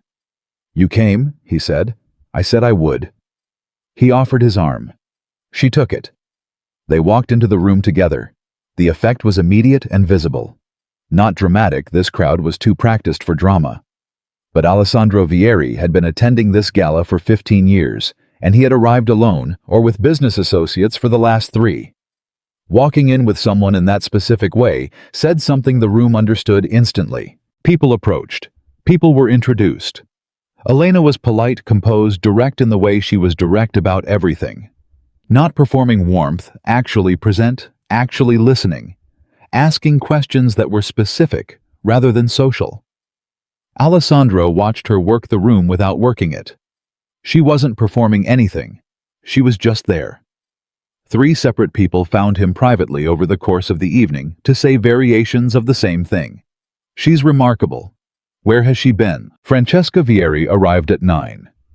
Alessandro had spoken to his mother twice since their confrontation. Short conversations, still tender at the edges in the way of relationships, that have said true things and not yet fully absorbed them. Francesca had been quiet in the way of someone processing. She found Alessandro and Elena near the edge of the room. She looked at Elena. Elena looked at her. Alessandro prepared for the specific variety of disaster that happens when 2 people who have decided things about each other are required to occupy the same space. Francesca said, "Miss Carter." Elena said, "Mrs. Vieri." A pause. "I've been told," Francesca said, with the deliberateness of a woman choosing every word, "that you organized the library." "I did," Elena said. "Alessandro's father loved that room." "I know. I found one of his letters in the binding of a water-damaged volume." She paused. "I gave it to Alessandro." Something moved through Francesca's expression. "What did it say?" she asked quietly. "That the name isn't the thing," Elena said. "That he spent 40 years learning that." The words landed. Francesca looked at her son. Alessandro met his mother's eyes. Something passed between them. Something that didn't require language, the specific communication of people who share history that is both a gift and a wound, who love each other imperfectly and know it. Francesca turned back to Elena. She was quiet for a moment that had weight. "He did love that room," she said finally. Her voice was different. Not soft exactly. Francesca Vieri had not been soft in decades, but human. "He used to disappear up there when things were very loud. I could tell," Elena said, "from the wear pattern near the window." Francesca looked at her for a long moment. Then she said, "My son tells me you write." "Yes." "I'm told millions of people read your work."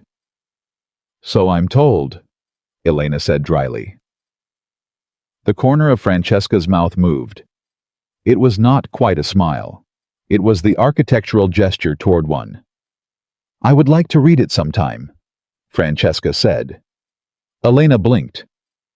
"I'll send you the link," she said. Francesca nodded once. She looked at Alessandro. "Take care of her," she said. Alessandro said she takes care of herself. I'm working on keeping up. Francesca made a sound that was possibly the first genuine laugh he'd heard from her in years. She moved away into the crowd. Alessandro looked at Elena. Elena looked at him. That went better than expected, she said. She's not as impossible as she seems, he said. She just needed to understand what she was looking at. What is she looking at? He looked at her. Someone worth looking at, he said. She made the small face she made when she was moved and didn't want to show it the almost imperceptible tightening around the eyes the breath she took. Stop, she said. No, he said. The real moment came later that night, after the gala, after the car ride back, after the world had quieted down to just the two of them in the library at 11:30, because that was where they always ended up when things needed to be said. Elena sat in the chair she'd claimed as her own, over 4 months of mornings. Alessandro stood at the window he always moved to when something was too large. I want to ask you something, he said. Ask. He turned from the window. I want to know what you need. Not what you can manage without. Not what you're prepared to handle alone. What you actually need. She was quiet. That's not a question I've been asked before, she said. I know. That's why I'm asking it. She thought about it seriously, the way she thought about everything, not deflecting, actually sitting with it. I need the work to stay mine, she said. Completely. Yes, I need to keep the apartment. For now. I need to not move into something that feels like being absorbed. Yes. I need you to keep telling me things, she said. The way you told me about Dante. Even when it's complicated. Even when you'd rather manage it. Yes. She looked at her hands. And I need, she stopped. Say it, he said. I need to know this isn't about the baby, she said, very quietly. I need to know that if the baby hadn't happened, you'd still be sitting in this room telling me the same things. The question had cost her something to ask. He could hear it. He crossed the room. He sat down directly across from her, elbows on the table, close enough that the distance between them was finally just the truth. I was going to tell my mother I wasn't doing the Moretti dinner the night she announced it, he said. Not because of the announcement, because I'd already decided. I made that decision before you told me about the baby. He held her gaze. I called Marco that same day and asked for the contract documents, because I was trying to understand what I was choosing between. And I already knew. She looked at him. When did you know? She said. He thought about it honestly. The night I read your manuscript, he said. The character who needed someone brave enough to see the person underneath. He paused. I sat in this room at midnight and understood that you had seen me. Not Alessandro Vieri. Me. And that I was terrified of it, and that the terror was not a reason to run. It was the evidence that something real was happening. She was very still. I've been alone for 3 years, he said. Not because I had to be, because I decided the cost of not being alone was higher than I could afford. And then you walked into a room and told me I was blocking a door, and for the first time in 3 years, someone treated me like an obstacle instead of an inevitability. He paused. You made me ordinary. I didn't know how much I needed that. Elena looked at him. Her eyes were clear. I'm not ordinary, she said. No, he agreed. You're not. But you see ordinary in me, and nobody, his voice did something briefly, nobody has done that since my father. She reached across the table. She put her hand over his. Alessandro, she said. Yes. I'm scared, she said. I want you to know that. I'm scared of this, and I'm scared of becoming someone who needs this, and I'm scared of what happens if... I know, he said. I'm telling you because I'm not going to pretend I'm not.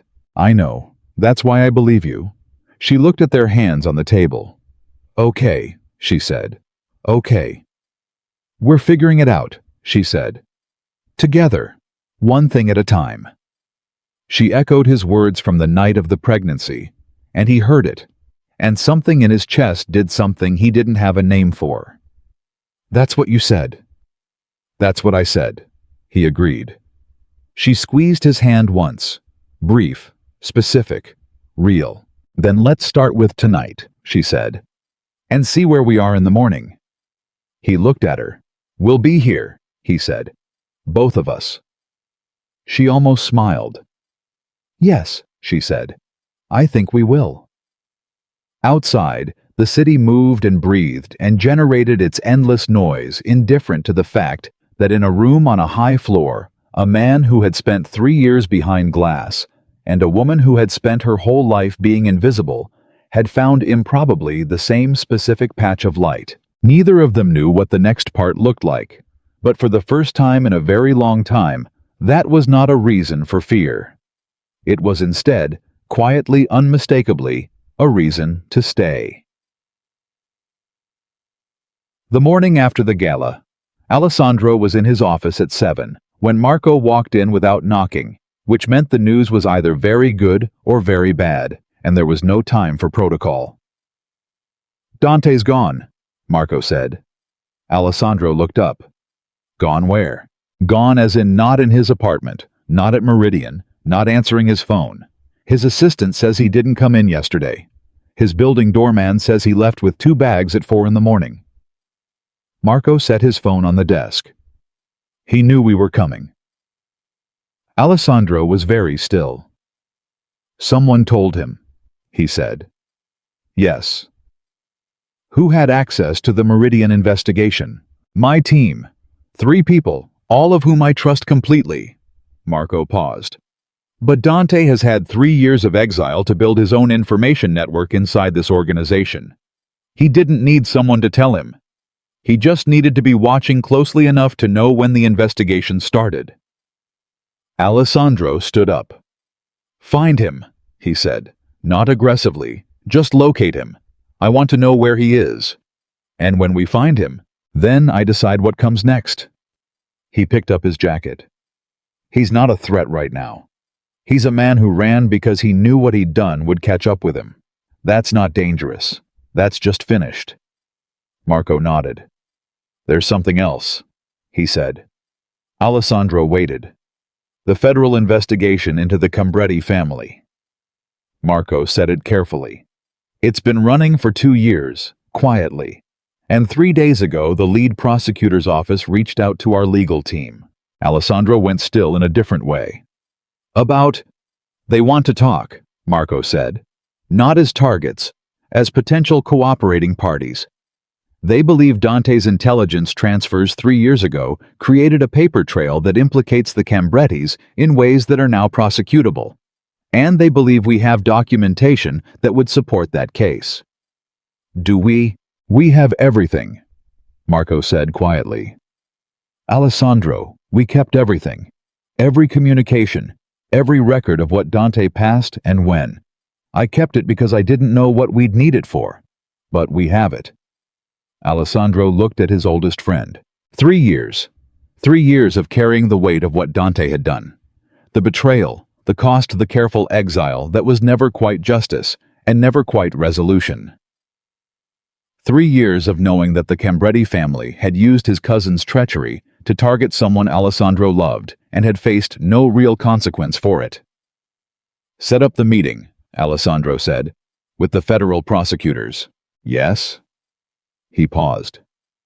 And Marco, this is the direction we've been moving for years.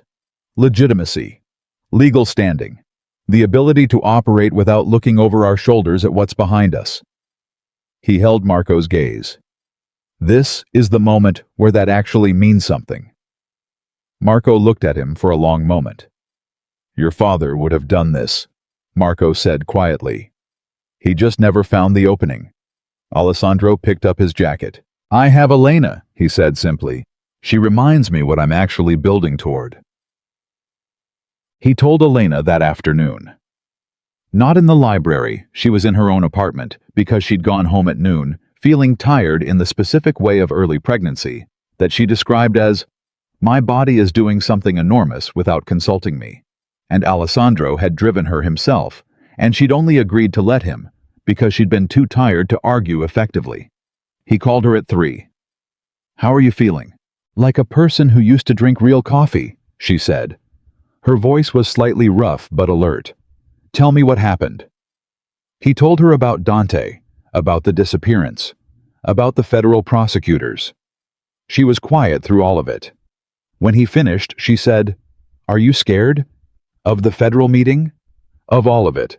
The whole thing. Choosing this direction. What it means for the organization." He thought about it honestly. "No," he said. "I'm certain. That's different from not being scared, but certain is better," she said. "Certain means you've actually decided something." "Yes." Another pause. "Dante ran," she said. "Yes. He built 3 years of positioning inside your organization, and then he ran when it mattered." She paused. "He was never as strong as he thought he was. People who operate through other people's blind spots rarely are.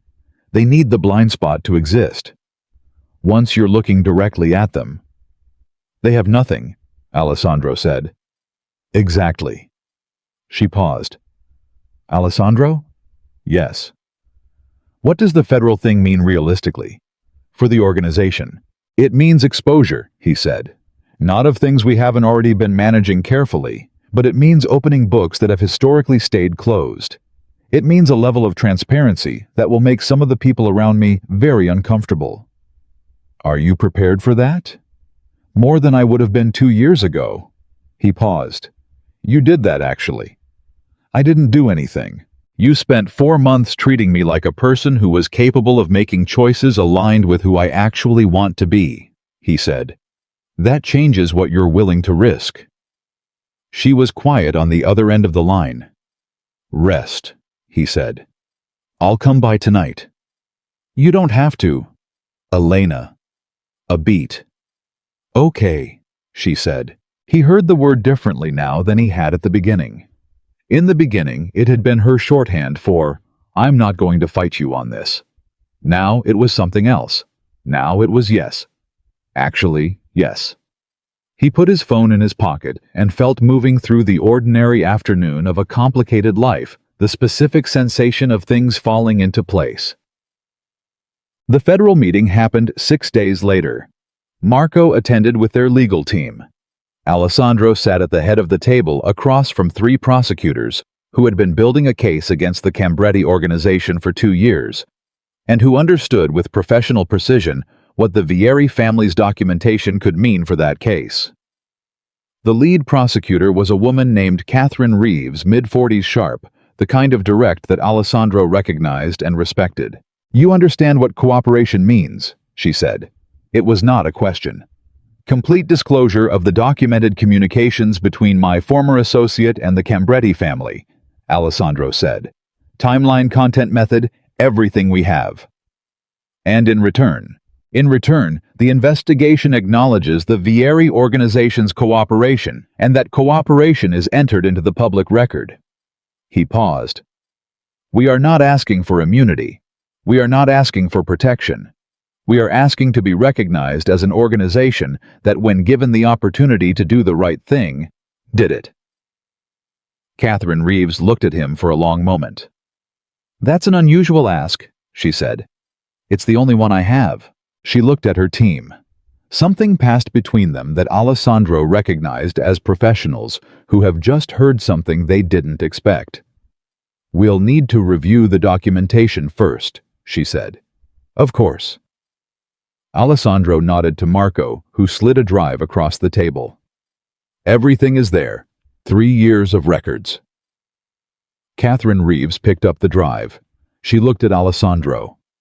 "Mr. Vieri," she said.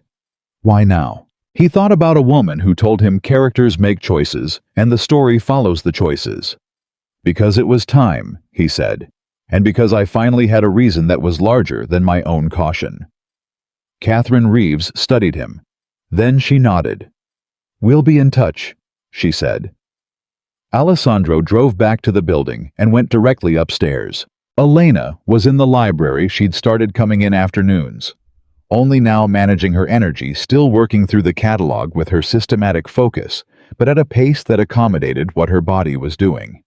She looked up when he came in. She read his face. "Well," she said. "It's done," he said. or the beginning of done. She set down her pen. "How do you feel?" she asked. He sat down. He thought about it.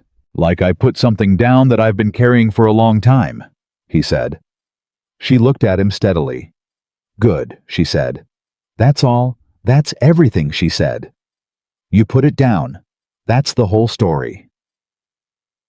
WAD. 3 weeks later, Dante surfaced. Not dramatically, Marco found him through a contact in Miami, where Dante had apparently been for 9 days, staying in a rented apartment and making no moves. Just waiting. The way a man waits when he doesn't know what's coming for him and is preparing for the worst. Alessandro flew to Miami alone. Marco argued against it. "Send someone," Marco said. "You don't need to." "I do," Alessandro said. "This is mine to finish." He found Dante in the apartment. His cousin opened the door, and for a moment, the two men just looked at each other.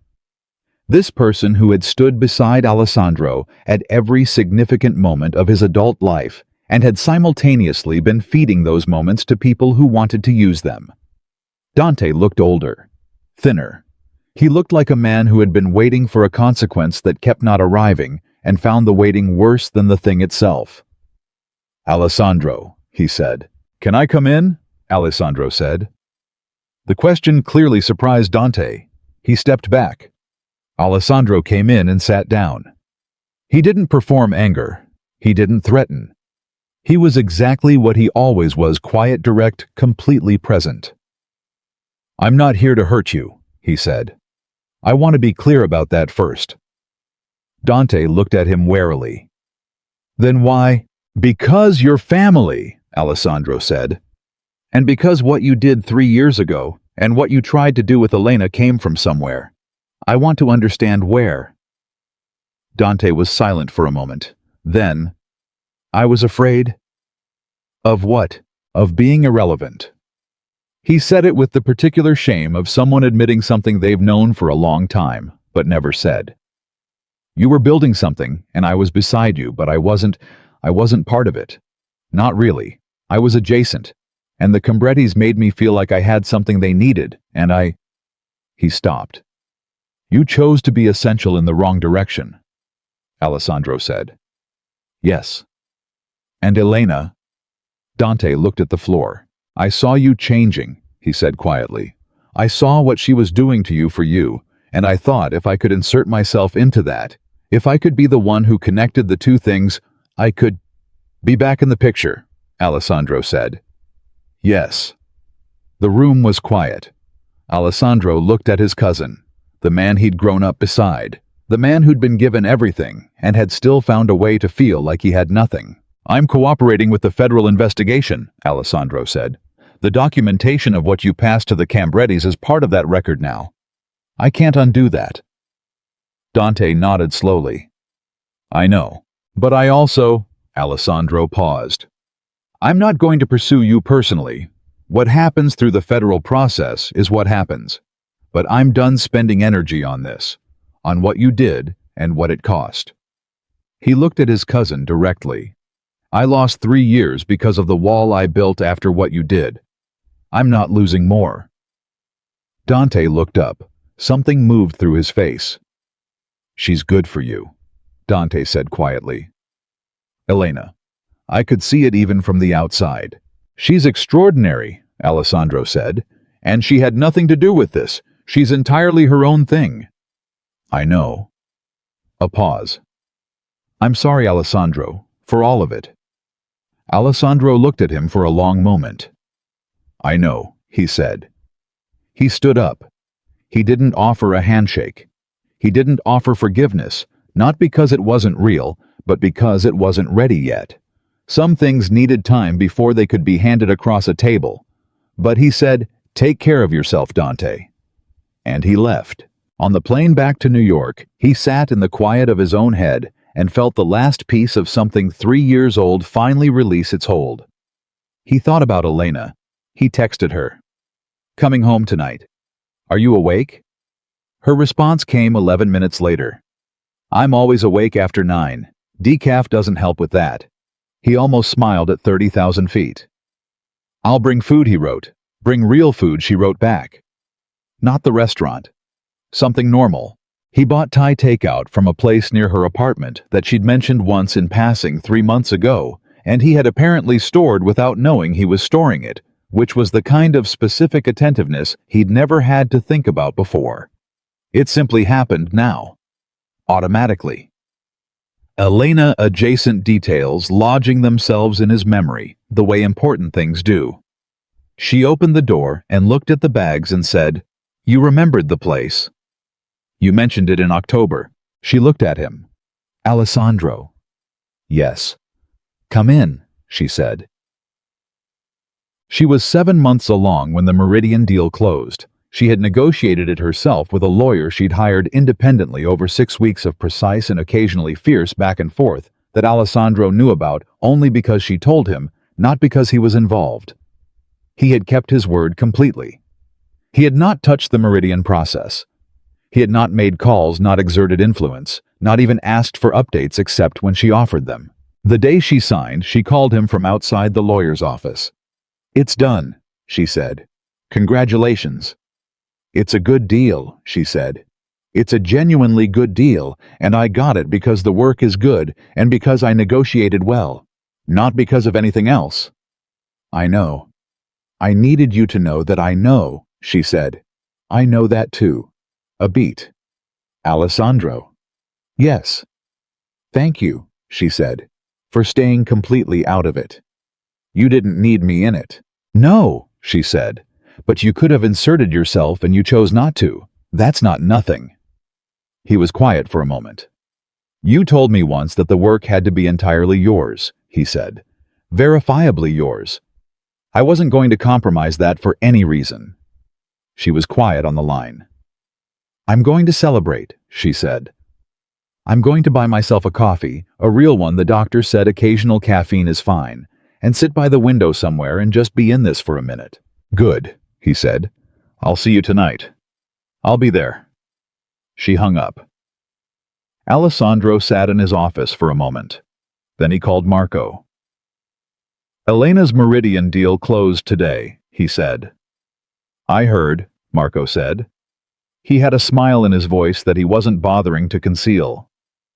"She negotiated it herself, entirely independently." "I know. It's been reported as one of the strongest debut publishing deals in the digital fiction category in 5 years." Alessandro absorbed that. "She's going to change the industry," he said, not with surprise, with the plain satisfaction of someone whose assessment has been confirmed. "She already is," Marco said. "The Evelyn Rose model anonymous digital serialization to print deal, every publishing house is now chasing that blueprint." "Don't tell her that." "Why not?" "Because she'll say they're doing it wrong and then spend 3 weeks explaining how, and she's supposed to be resting." Marco laughed, genuinely freely the way he'd been laughing more often in recent months. "How is she?" he asked. "Formidable," Alessandro said. "As usual." The baby came on a Tuesday in April.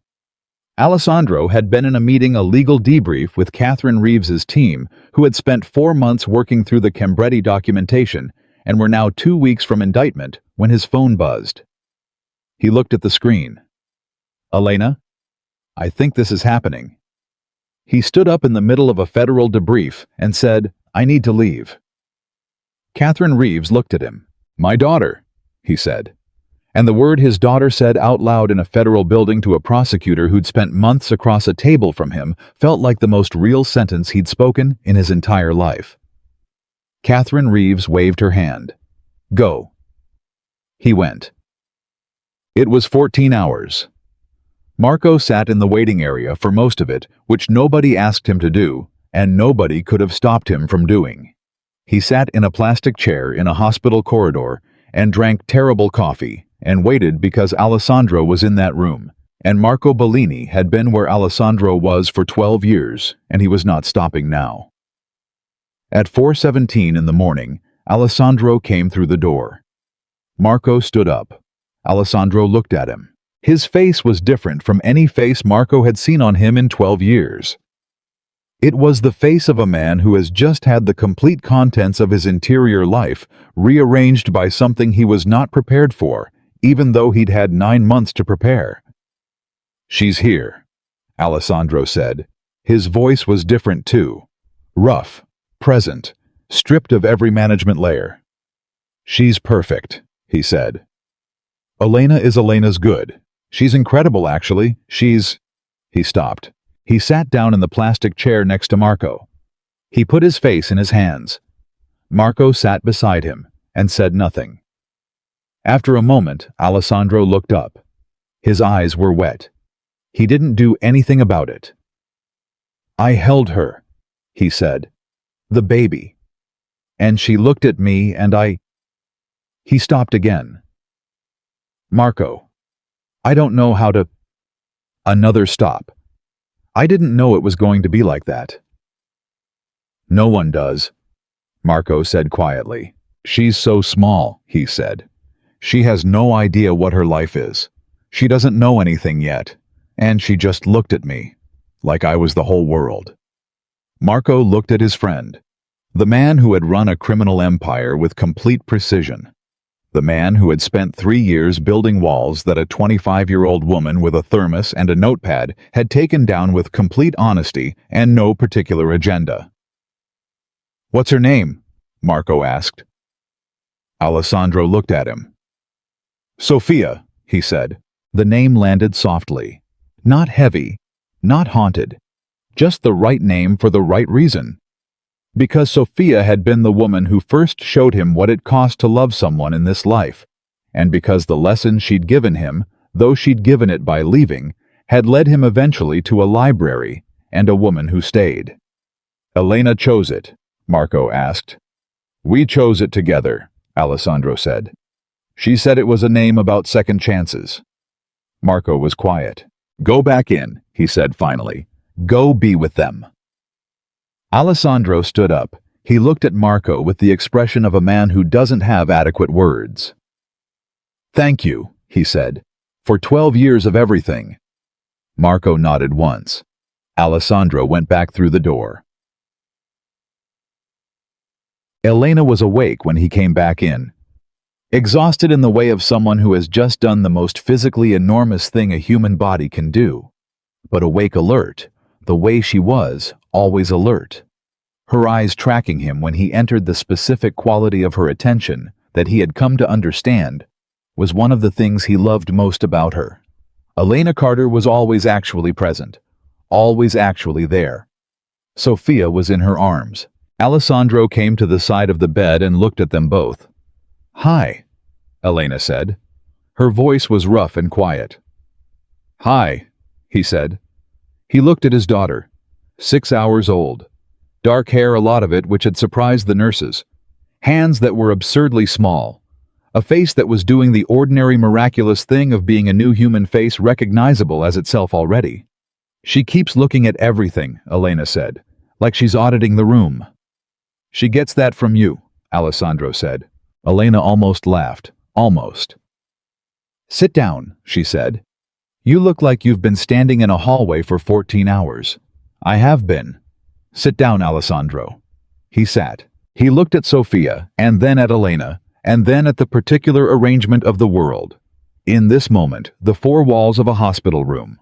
The early morning light beginning at the edge of the window, a woman he had come to love with the specific and undeniable love of someone who has been seen clearly and has seen clearly in return, and a daughter who had arrived into the world with complete, unapologetic presence and was already at 6 hours old, examining her surroundings with focused interest. "I called my mother," Elena said quietly.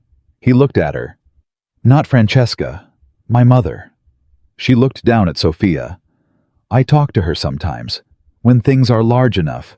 I know it's—" She paused. "It's not strange," he said. "I told her she has a granddaughter," Elena said. "I told her her name." She looked up. "I think she would have liked you." Alessandro was quiet for a moment. "What was she like?" he said. Elena smiled. The real one. The one that happened rarely and completely, that changed her whole face. "She was exactly like me," Elena said. "Except warmer. And she could cook, which I absolutely cannot." A pause. "She read everything. She believed stories could fix things. She used to say, "Elena, the right story at the right moment can change the direction of a life." She was right, Alessandro said. Elena looked at him. "Yeah," she said softly. She was. Sophia made a sound. Not crying, just sound. The particular communication of someone who has opinions and intends to express them. "She definitely gets that from you," Alessandro said. Elena looked at him with the almost smile. "We don't know her yet." "We're getting there," he said. She looked at their daughter. "We are," she said. The Cambretti indictments came down 6 weeks later. 11 counts across 4 senior members of the organization built on the documentation that the Vieri legal team had spent months providing. The Vieri family's cooperation was entered into the public record exactly as Catherine Reeves had agreed. Not immunity, not protection, just the fact of it. The choice documented. Alessandro read the news at his desk on a Tuesday morning. He sat with it for a moment. 3 years of carrying what Dante had done. 3 years of the specific weight of a betrayal that had cost him something irreplaceable. And now the consequence of it was in the public record, not because he'd moved violently, not because he'd dismantled anyone in the old way, but because he'd chosen to hand it to people whose job was to carry it correctly. He thought about Sophia 3 years ago walking out of his kitchen at 2 in the morning. The lesson she'd given him simply by being honest about what she could and couldn't live with. He thought about Elena saying, "Certain means you've actually decided something." He picked up his phone and called Elena. She answered on the second ring. "The indictments," she said immediately. She'd been watching too. "Yes." "How do you feel?" He thought about it. The same question she'd been asking since the beginning, expecting an honest answer. Never accepting a managed one. "Like it's over," he said. "The part of this that I've been carrying since before you and I met. It's over." She was quiet for a moment. "Good," she said. "What does that feel like?" "Like space," he said. "Where something heavy used to be." Another quiet moment. "Sophia is asleep," she said. "First time since 4 this morning." "Are you sleeping?" "I'm about to, Alessandro. I'll come by tonight." "Yes," she said. "Come by tonight." She hung up. He put the phone down. He thought about the version of himself 3 years ago, the man who had sat in a room at the back of a restaurant and watched everyone flinch and had not been surprised by any of it. The man who had decided that walls were infrastructure and built them accordingly. He thought about a woman walking through a service door with a manila envelope, not knowing what room she was walking into, not caring who was standing in the way. He thought about boxing gloves and a letter in a book binding and a notepad and decaf coffee and 3.7 million readers who thought they knew Evelyn Rose and had no idea that the woman behind those words organized library shelves with systematic ferocity and took her pen back when you read her manuscript without permission and said, "I'll be here when you're done," like it was the most ordinary thing in the world. He thought about what Marco had said once early in all of it. You need someone who reminds you that you're still human.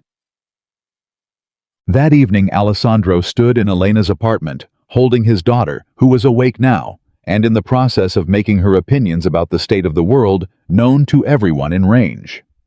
Elena was on the couch with her notebook, not the work catalog, the other one, the private one he'd seen her writing in, occasionally the one she'd had since 14. "What are you writing?" he asked. She looked up. "The end of something," she said.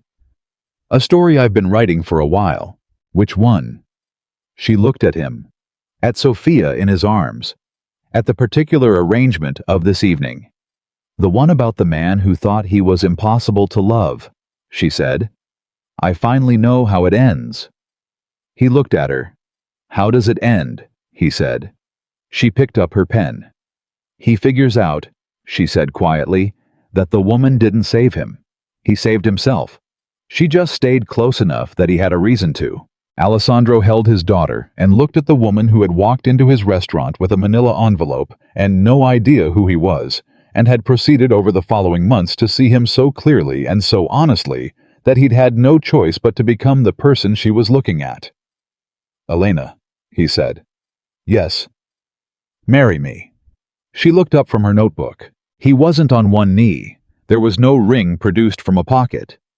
He was standing in her living room at 8 in the evening, holding a 6-week-old baby, and wearing the particular expression of a man who has decided something and is done waiting for the right moment to say it. "That's not," she started. "I know it's not the right moment," he said. "There isn't a right moment. There's just this one, and I'm in it, and I'm asking." She looked at him. "You're holding a baby," she said. "Our baby," he said. "Yes." "Alessandro, you told me once that you don't lead," he said. "That you won't say things first, so I don't have to. This is me saying it first. This is me not waiting." He held her gaze. "I want to build something with you. Not because of Sophia, not because of what happened between us.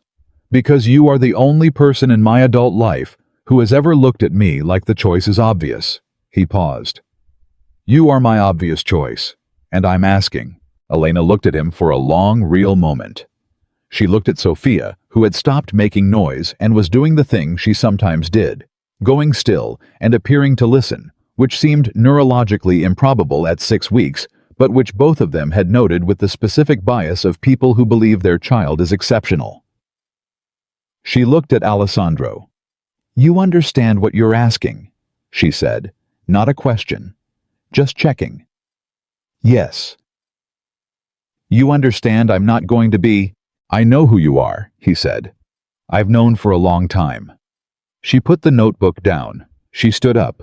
She crossed the room and stood in front of him, in front of both of them, and looked at his face with the direct, unhurried assessment she brought to everything worth understanding. "Yes," she said. He breathed. "Yes," he said. "Yes, Alessandro."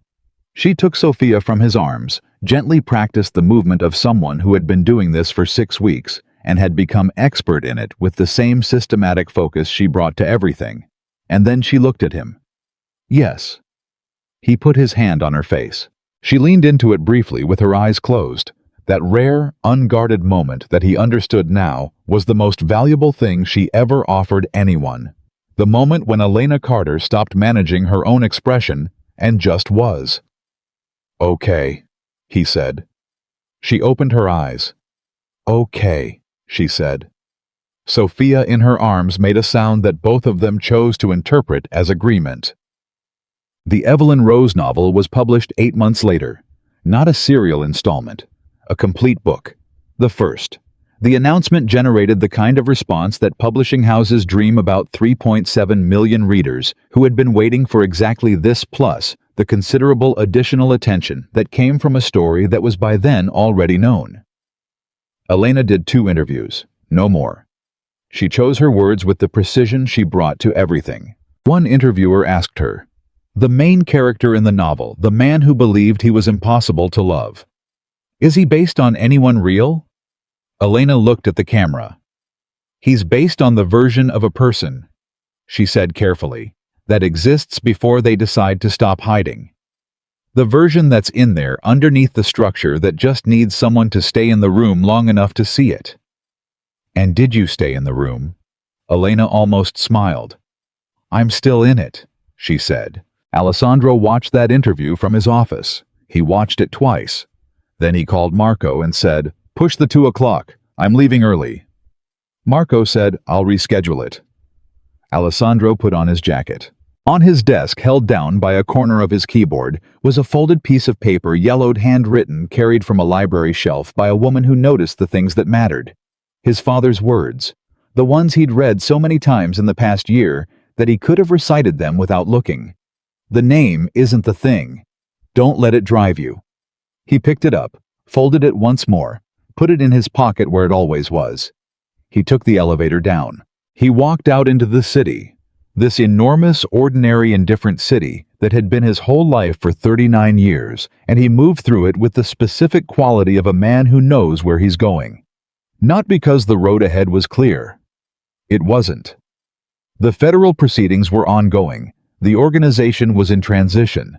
The future was a territory that required daily navigation without any guarantee of easy terrain. But he was not walking through it alone. And after 3 years of building walls so complete that he'd forgotten what it felt like to be inside something, rather than behind it, Alessandro Vieri understood with the bone-deep certainty of a man who has learned the hard way that the only things worth protecting are the ones that make you feel fully alive. That the woman who had told him he was blocking a door had in the end opened everyone. He had been a man who forgot how to feel. He was not that man anymore. And the person who made the difference had not rescued him, had not softened him, had not asked him to be anyone other than who he was. She had simply refused to pretend he was less than he could be, and had stayed in the room while he figured out the rest. That was all love ever was, finally. Someone who stays in the room. Someone who sees you clearly and chooses you anyway. Someone who, when you are blocking the door, tells you so and waits without apology while you learn to move.